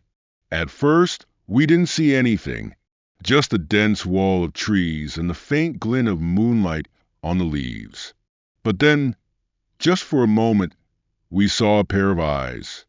Yellow, glowing, and unblinking, they stared back at us from the shadows. "Did you see that?" Alex hissed. I nodded, my mouth dry. "What was it?" "I don't know," he said, taking a step back toward the RV. "But we're not sticking around to find out." We hurried inside, locking the door behind us. Sarah and Mia were awake now, their faces pale with fear. "What's going on?" Sarah asked. "There's something out there," Alex said, trying to keep his voice calm. "What do you mean, something?" Mia asked, her voice shaking. Before we could answer, the RV rocked violently, as if something had slammed into it. Sarah screamed, and Mia clutched her book so tightly her knuckles turned white. "It's trying to scare us," Alex said, his eyes darting toward the windows. "Well, it's working," Mia muttered under her breath. For the next hour, the RV was silent except for the occasional scrape or thud from outside. Whatever was out there didn't leave. It just circled us, waiting. Finally, the noises stopped. We sat in tense silence, straining to hear any sign of movement. But there was nothing. No growls, no thuds, not even the sound of the wind. "Maybe it's gone," Sarah whispered. But then came the laughter. It started faint, barely audible, like an echo carried on the breeze. At first, I thought it was a trick of the mind, something my brain conjured in the silence. But as it grew louder, I realized it wasn't my imagination. "Do you hear that?" Mia asked, her voice trembling. We all nodded. The laughter didn't sound human. It was high-pitched, sharp, and unnatural, like someone trying to mimic the sound of a laugh but not quite getting it right. "Turn off the lights," I said, my voice barely above a whisper. Alex flipped the switch, plunging the RV into darkness. We huddled together, staring out the windows, but there was nothing to see, just the empty clearing and the shadows of the trees. Then, from the edge of the clearing, we saw movement. A figure, hunched and gaunt, stepped into the moonlight. Its limbs were long and thin, its posture unnatural, almost animalistic. And its face wasn't right. It didn't look at us directly, but it didn't have to. The way it moved, slow and deliberate, sent chills down my spine. What is that?" Sarah whispered. None of us had an answer. The figure disappeared back into the shadows, and for a moment, the clearing was silent again. But the laughter didn't stop.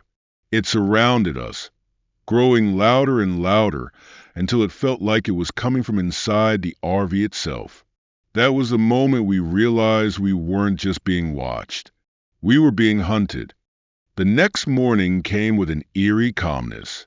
The sun was up, the sky clear, and for a moment, it almost felt like the events of the night before were just a bad dream. Almost. We stepped out of the RV cautiously, squinting against the bright sunlight. The fire pit was still smoldering faintly, and the clearing looked undisturbed, but there was a heaviness in the air, a sense that we weren't alone. "I'll check the perimeter," Alex said, grabbing the flashlight even though it was broad daylight, "just to make sure everything's clear." "I'll go with you," I said, my stomach twisting at the thought of being separated. The girl stayed near the RV while Alex and I walked the edge of the clearing. The forest seemed alive with sound, the rustling of leaves, the distant chirping of birds, but it only heightened my unease. Every shadow felt like it was hiding something, every noise like it was coming from something watching us. That's when we found the tracks. At first, they looked like animal prints, large, deep impressions in the dirt, with claw marks visible at the edges. But the longer I stared, the more wrong they seemed. The shape wasn't quite right for any animal I could think of. The prints were almost humanoid, with a distinct arch and long, narrow toes that ended in sharp points.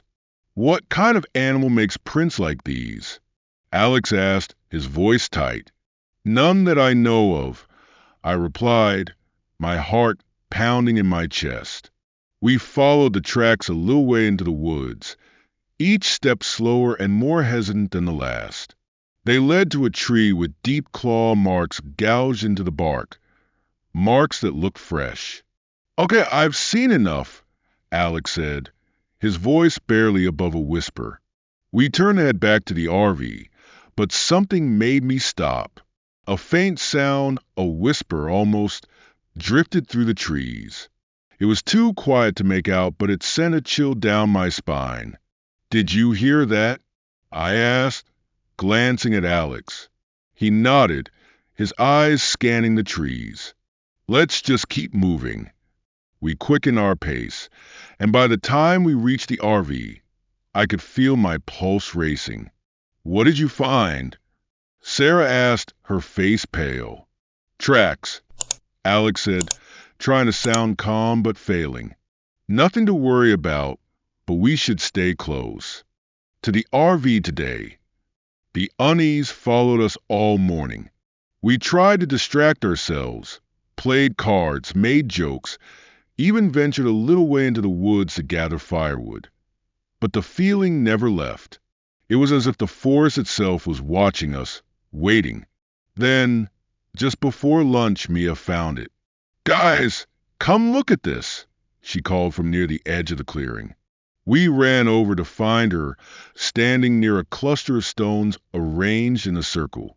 They were weathered and covered in moss, but faint carvings were still visible on their surfaces, symbols and shapes I didn't recognize. "What is it?"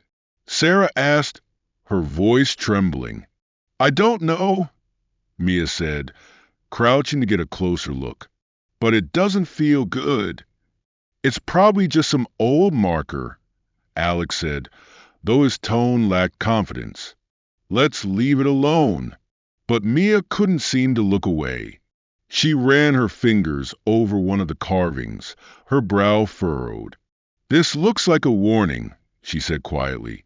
"I read about symbols like these in a book on Native American folklore. They're meant to keep people away." "Then let's take the hint," I said, pulling her to her feet. But as we turned to leave, we all heard it, the laugh. It was soft and faint, carried on the breeze, but unmistakably the same laugh we'd heard the night before. "Is that—" Sarah began, but her voice trailed off. We froze, listening as the laughter grew louder. It wasn't coming from one direction. It was coming from everywhere, echoing through the trees. "Back to the RV," Alex said, his voice firm. We moved quickly, the laughter following us like a shadow. By the time we slammed the door shut and locked it, my hands were shaking. "What's happening?" Sarah asked, her voice rising in panic. "I don't know," Alex said, staring out the window. "But we're not going anywhere until this stops." The laughter faded after a few minutes, but none of us could relax. We sat in tense silence, jumping at every sound, every shadow. Then, just as we thought it was over, there was a knock on the door. It was a soft, deliberate knock, 3 slow, rhythmic taps that made my blood run cold. "Who's there?" Alex called, but there was no answer. He grabbed the flashlight and slowly approached the door, motioning for us to stay back. He peeked out the small window, his face going pale. "What is it?" I whispered. "There's no one there," he said, his voice shaking. But then the knock came again, louder this time, and we knew whatever was outside wasn't going to leave us alone. The next morning, we decided to explore further into the forest. Staying cooped up in the RV didn't feel safe anymore. Whatever was out there clearly wasn't going to leave us alone. Alex suggested we stick together, take some supplies, and try to figure out what was going on. "I don't think we're going to understand this by hiding," he said as we packed a small bag with water, snacks, and the flashlight. I wasn't convinced it was the best idea, but I didn't argue. Deep down, I felt like we needed answers before the situation spiraled further out of control. The forest was dense and quiet as we walked. The usual background noise of birds and rustling leaves seemed muted, like the woods were holding their breath. Alex led the way, with Sarah clutching his arm, while Mia and I followed close behind. "Do you think those stones have anything to do with what's happening?" Mia asked, her voice hushed. "Probably," I replied. "They didn't feel normal." We headed in the direction where we'd found the tracks the day before. As we moved deeper into the trees, the feeling of unease only grew stronger. Every so often we'd stop listening for the faint sound of laughter or footsteps, but the only thing we heard was our own breathing. Then we stumbled upon something unexpected. "Look at that," Alex said, pointing to a massive tree with its trunk split open. The bark was scarred with deep claw marks, just like the ones we'd seen near our camp. But this time, there were symbols carved into the tree, too, similar to the ones on the stones, but more intricate.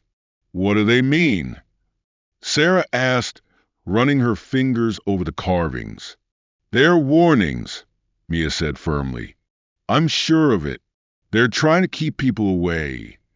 Or maybe they're trying to keep something in," I muttered, my eyes scanning the surrounding woods. We didn't linger by the tree for long. The air around it felt heavy, like it was charged with static electricity. I couldn't shake the feeling that we were being watched. We continued deeper into the forest, following a faint trail that seemed to appear and disappear at random. It was overgrown with thick underbrush, and more than once we had to backtrack to avoid impassable thickets. After about an hour, we found something that stopped us all in our tracks. A clearing unlike anything I'd ever seen before. The ground was bare, devoid of grass or leaves, and in the center stood a ring of stones much larger than the ones near our camp. Each stone was covered in the same strange carvings, and the air felt colder here, as if the clearing existed in its own little bubble of reality. "What is this place?" Sarah whispered, clinging to Alex. "It looks like some kind of ritual site," Mia said, her voice trembling. I crouched to get a closer look at one of the stones. The carvings were more detailed than I'd realized, depicting strange, almost humanoid figures surrounded by jagged shapes. "Whatever this is, it's not natural," Alex said, his voice low. As we studied the stones, we noticed something else: bones. Scattered around the clearing were small piles of bones, some animal, some unidentifiable. They were arranged in patterns that made my stomach churn. "We shouldn't be here," Mia said suddenly, standing up and taking a step back. "This place feels wrong." Before we could respond, a low growl rumbled through the air. "What was that?" Sarah asked, her voice barely above a whisper. We froze, our eyes darting. Around the clearing, the growl came again, louder this time, and it was coming from the trees on the far side of the clearing. "Something's watching us," Alex said, gripping the flashlight tightly. "Let's go," I said, my heart pounding. "We need to leave now." We started to back away, but as we did, the growl turned into a laugh, the same chilling, guttural laugh we'd heard before. It echoed through the clearing, bouncing off the trees and making it impossible to tell where it was coming from. "Run," Alex said, and we didn't need to be told twice. We bolted back the way we'd come, crashing through the underbrush and stumbling over roots. The laughter followed us, growing louder and more distorted with every step. I glanced over my shoulder once, and I wish I hadn't. A figure was moving through the trees, keeping pace with us. It was gaunt and impossibly tall, its limbs too long, its movements jerky and unnatural. Its glowing yellow eyes locked onto mine for a split second, and I nearly tripped in terror. "Keep going," Alex shouted, pulling me back to my feet. We didn't stop running until we burst out of the forest and into the clearing where our RV was parked. Slamming the door shut behind us, we locked every window and barricaded ourselves inside. My chest heaved as I tried to catch my breath, my mind racing to make sense of what we'd just seen. "What the hell was that thing?" Sarah asked, her voice trembling. "I don't know," Alex said, "but it's not human, and it's not done with us." The forest outside was silent again, but I couldn't shake the feeling that whatever was out there was still watching, waiting for its next move. The RV felt like a fragile shield between us and the terror lurking outside. We huddled together in the small space, every creak of the vehicle and gust of wind putting our nerves on edge. Nobody spoke for what felt like an eternity, each of us lost in our thoughts and too terrified to break the silence. Then the scratching began. It was faint at first, almost like tree branches brushing against the side of the RV. But as it grew louder, it became clear that something, or someone, was deliberately dragging sharp claws along the metal. Sarah gasped and clung to Alex. "It's here, isn't it?" "Stay quiet," Alex whispered, grabbing the flashlight and motioning for us to move away from the windows. "Whatever it is, we can't let it know we're scared." Too late for that. I thought as I clutched a kitchen knife I'd grabbed from the drawer. My hands were trembling so badly I was afraid I'd drop it. The scratching circled the RV, moving slowly, methodically. I could hear Sarah muttering under her breath, a desperate prayer for this nightmare to end. Mia, normally so composed, was pale and wide-eyed, her hands gripping the edge of the table until her knuckles turned white. And then it stopped. For a moment, the silence was almost worse than the noise. I strained my ears, trying to catch any sound, footsteps, breathing, anything. But the only thing I heard was my own rapid heartbeat. "Do you think it's gone?" Mia asked, her voice barely above a whisper. Before anyone could answer, a deafening thud shook the RV.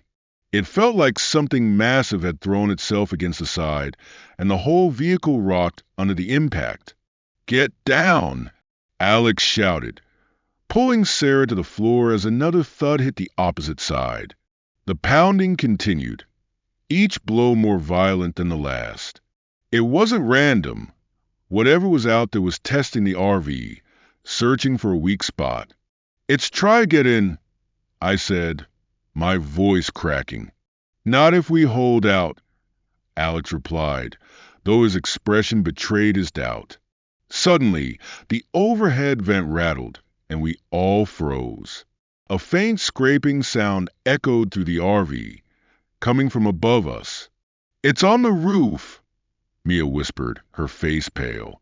We stared at the ceiling, following the sound as it moved across the RV. I could picture it in my mind, the gaunt figure from the woods, crouched on the roof, its glowing yellow eyes peering down at us. "Turn off the lights," Alex said. "Now!" I scrambled to hit the switches, plunging us into darkness. We sat in the pitch black, the only light coming from the faint glow of the moon through the windows. And then we heard it, a voice. Alex. It was Sarah's voice, but distorted, echoing in a way that made my skin crawl. "Alex," the voice repeated, followed by a chilling laugh. "It's mimicking us," Mia whispered, her voice trembling. The voice shifted, this time calling my name. Hearing my own voice coming from outside the RV made my stomach twist in fear. "Don't respond," Alex said firmly. "That's how it lures you out." The pounding resumed, now accompanied by the sound of nails scraping against the windows. Shadows flickered outside, too fast to track, as if the creature was moving at impossible speeds.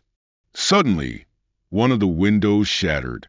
Glass sprayed across the RV, and Sarah screamed as a long, skeletal arm reached through the opening, clawing at the air. Alex grabbed a blanket and threw it over the broken window, blocking the arm, but the creature thrashed violently, tearing at the fabric. "Help me hold it," Alex shouted. Mia and I rushed to his side, pressing our weight against the blanket as the creature's claws raked against it. The sound was unbearable, like nails on a chalkboard amplified 1,000 times. "We can't keep this up," Mia cried. As if in response, the creature let out a blood-curdling scream that made the entire RV vibrate. It was a sound of pure rage and hunger, unlike anything I'd ever heard before. "We have to do something," Alex said through gritted teeth. "It's going to get in if we don't." I glanced around the RV, my mind racing for a solution. My eyes landed on the small propane canister we use for cooking. "The propane," I said. "We can use it as a weapon." Alex nodded, understanding immediately.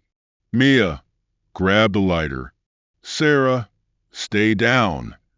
As Mia retrieved the lighter, I unscrewed the valve on the propane canister, releasing a hissing stream of gas. The creature outside seemed to sense the change, its thrashing becoming more frantic. "Ready?" Alex asked, holding the canister near the broken window. Do it, I said, my heart pounding. Mia lit the lighter, and Alex shoved it toward the open valve. A burst of flame erupted, shooting out the window and into the night. The creature let out another scream, this one higher pitched and full of pain. The thrashing stopped, and we heard the sound of something heavy crashing to the ground outside. We held our breath, waiting for the next attack. But none came. The silence was deafening. Did we kill it? Sarah asked, her voice trembling. I don't know, Alex said, his eyes scanning the darkness outside. But I don't think we should wait around to find out. We quickly gathered what we could, preparing to make a run for it. But deep down, I knew this wasn't over. Whatever was out there wasn't just some animal. It was something much worse, and it wasn't going to let us leave without a fight. The sun had set completely, plunging the forest into a thick, inky blackness that seemed to close in on us. The only light came from the weak beam of our flashlights and the dim, flickering lantern inside the RV. Outside, the oppressive silence was broken only by the occasional rustle of leaves or the faint sound of movement in the distance. None of us spoke much as we huddled in the RV, our breaths shallow and quick. The laughter had stopped, but the absence of sound was somehow worse. It was like the forest itself was holding its breath, waiting for something to happen. Alex was pacing near the door, gripping the hunting knife he'd found in one of the RV's drawers. Sarah was curled up on the couch, shaking, while Mia was poring over the pictures she'd taken on her camera, trying to make sense of the symbols we'd seen. I sat at the table, staring at the stones through the small window. We can't just sit here all night, Alex finally said, his voice breaking the tension.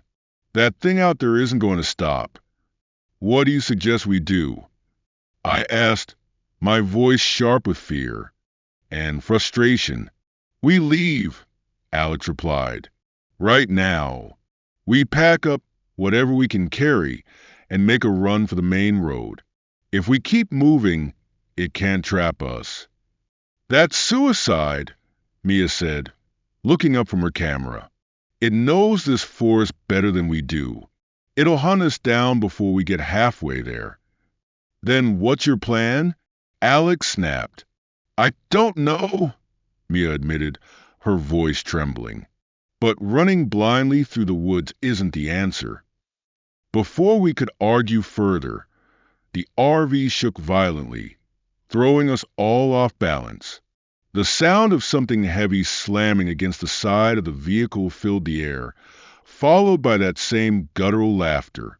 It's here, Sarah whispered, her voice barely audible. We scrambled to our feet as the RV rocked again, harder this time. Whatever was outside was circling us, testing the strength of the walls. Alex gripped the knife tighter, his knuckles white, while I grabbed the flashlight and Mia reached for her camera as if it might somehow protect her. The laughter grew louder, echoing through the trees and seeming to come from every direction at once. I glanced out the window and froze. There it was, standing just beyond the tree line. The creature was taller than I remembered, its gaunt frame illuminated by the faint moonlight. Its glowing yellow eyes burned with a malevolent intelligence, and its mouth twisted into a grotesque grin. It's trying to scare us, Alex said, though his voice lacked confidence. Don't let it get inside your head. Another slam rocked the RV, this time near the back door. Sarah screamed, and I felt my pulse spike. We have to go, I said, my voice firm. Now, if we stay here, it's going to tear this thing apart. Reluctantly, Alex nodded. We quickly grabbed what we could, flashlights, water, the knife, and Mia's camera, and prepared to make a run for it. Stick together, Alex said as he opened the door, his voice low and steady. No matter what you hear, don't stop. Don't split up. We stepped outside into the freezing night air, our breaths visible in the faint moonlight. The forest loomed around us, its shadows deep and menacing. Which way? Sarah asked, her voice trembling. This way, Alex said, pointing toward the direction we'd come from earlier that day. We moved quickly but cautiously, our footsteps crunching on the forest floor. The laughter had stopped again, but I could feel the creature watching us, stalking us from the shadows. After what felt like an eternity, we reached a small clearing. Alex held up his hand, signaling for us to stop. "Do you hear that?" he whispered. At first, I didn't hear anything, but then it came, a faint rhythmic sound like something large breathing. It was coming from the trees ahead. "It's blocking the path," Mia said, her voice tight with fear. "What do we do?" Sarah asked, clutching Alex's arm. Alex looked around, his eyes scanning the trees. "We go around. Stay low and stay quiet." We crouched and moved to the side, trying to stay out of sight. My heart was pounding so hard I thought it might give us away. Every step felt like a gamble, every sound like a betrayal. Suddenly, the creature appeared, stepping into the clearing. It was even more horrifying up close, its limbs elongated and its skin stretched tight over its bones. It sniffed the air, its head tilting as it searched for us. We froze, barely daring to breathe. The creature let out a low growl and began moving in our direction. "Run!" Alex hissed and we bolted. The forest exploded into chaos as we crashed through the underbrush, the creature's guttural shrieks chasing us. I could hear it tearing through the trees behind us, faster than I'd imagined possible. "Don't look back!" Alex shouted, but I couldn't help myself. The creature was gaining on us, its yellow eyes burning with rage. "Over here!" Mia yelled, pointing to a narrow trail that veered off to the left. We followed her, the trail winding and steep. I could feel the creature's presence closing in, its growls vibrating through the air. Ahead, I saw a faint light, the road. "We're almost there!" Alex shouted, his voice hoarse. The creature let out a deafening shriek, and I felt its claws graze my shoulder as I stumbled forward. With one final burst of adrenaline, we broke through the trees and onto the road. A car's headlights illuminated us, and the driver slammed on the brakes. The creature stopped at the edge of the forest, its glowing eyes watching us as we climbed into the car. As the driver sped away, I glanced back and saw it retreat into the shadows, its laughter echoing through the night. We were alive, but I knew we'd never be the same. Even as the car sped away, leaving the Wallowa-Whitman National Forest far behind, I couldn't stop looking over my shoulder. My hands trembled as I clutched the armrest, my mind replaying the sound of the creature's laughter and the glow of its yellow eyes. We were safe for now, but something deep inside me knew it wasn't over. The driver, a middle-aged man named Tom who'd been heading home from a late-night hunting trip, was visibly shaken as he listened to our frantic story. At first he looked skeptical, but when he noticed the claw marks on my jacket and the deep scratches on Mia's camera case, his expression shifted to one of quiet dread. "You're lucky to be alive," he said finally, his voice low. "People talk about that place, the Hollow. My grandfather warned me never to go near it, said it's cursed, a place where the forest doesn't belong to us." We sat in stunned silence as his words hung in the air. Alex, who had been so confident and brave during the ordeal, was pale and quiet, staring out the window as if lost in thought. Sarah clutched Mia's hand, her wide eyes filled with tears that she refused to let fall. I felt a mix of exhaustion, fear, and relief but also an unshakable sense of guilt. We had ignored every warning, dismissed every sign, and now we carried the weight of what we'd unleashed. Tom dropped us off at a small motel on the outskirts of town, and we thanked him profusely before he drove away. The warmth of the motel room should have been comforting, but it felt sterile and strange after what we'd been through. None of us could sleep, so we sat together in silence, the events of the night replaying in our heads. Mia finally broke the silence, flipping through the photos on her camera. She stopped suddenly, her hand flying to her mouth. "You need to see this," she whispered, her voice trembling. We gathered around the small screen, staring at the image she'd taken of the stone circle earlier that day. At first glance, it looked like a normal shot of the clearing, but in the background, barely visible in the shadows, was a figure. Its gaunt body and glowing eyes were unmistakable. It had been watching us the whole time. "Delete it," Alex said hoarsely, but Mia hesitated. "What if we need proof? What if—" "No!" Alex snapped, his voice louder than he'd intended. "Get rid of it. Now." Reluctantly, Mia deleted the image, but I could tell it haunted her. It haunted all of us. We parted ways the next day, vowing to keep what had happened a secret. Sarah returned to her quiet suburban life. Mia stopped photographing the outdoors, and Alex moved out of state, refusing to set foot in Oregon again. As for me, I can't even look at a forest without feeling a cold sweat. And when I lie awake at night, I hear it. The faint sound of laughter echoing in the distance, reminding me that some places should never be disturbed. Some stories are meant to be told, while others should remain buried in the dark corners of our minds. I've spent countless nights replaying what happened in that forest, wondering if sharing it would help me heal or make everything worse. But as I sit here, recounting every chilling detail, I realize one thing. People need to know. Wallowa Whitman National Forest is a place of breathtaking beauty, but it harbors something unnatural, something far beyond our understanding. The hollow wasn't just another secluded spot in the woods. It was alive, aware, and malevolent. We walked in thinking we could enjoy nature's untouched splendor, but what we found was a warning. Some places aren't meant for us. What haunts me most isn't just the creature, the laughter, or the glowing eyes.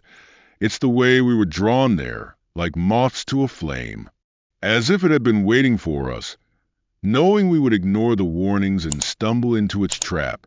I've asked myself countless times why we were spared, and the answer always feels the same. We were let go so we could spread the word. So now I'm telling you, if you ever find yourself near Wallowa Whitman National Forest and someone tells you about a place called the Hollow, don't go looking for it. Don't be like us. And if you ever hear laughter in the woods when there's no one around, run. Please like this video, share it with anyone you think needs to hear this, and subscribe for more stories that explore the unknown. Your support helps bring these warnings to light. Stay safe out there, and remember, not everything in the forest is meant to be found.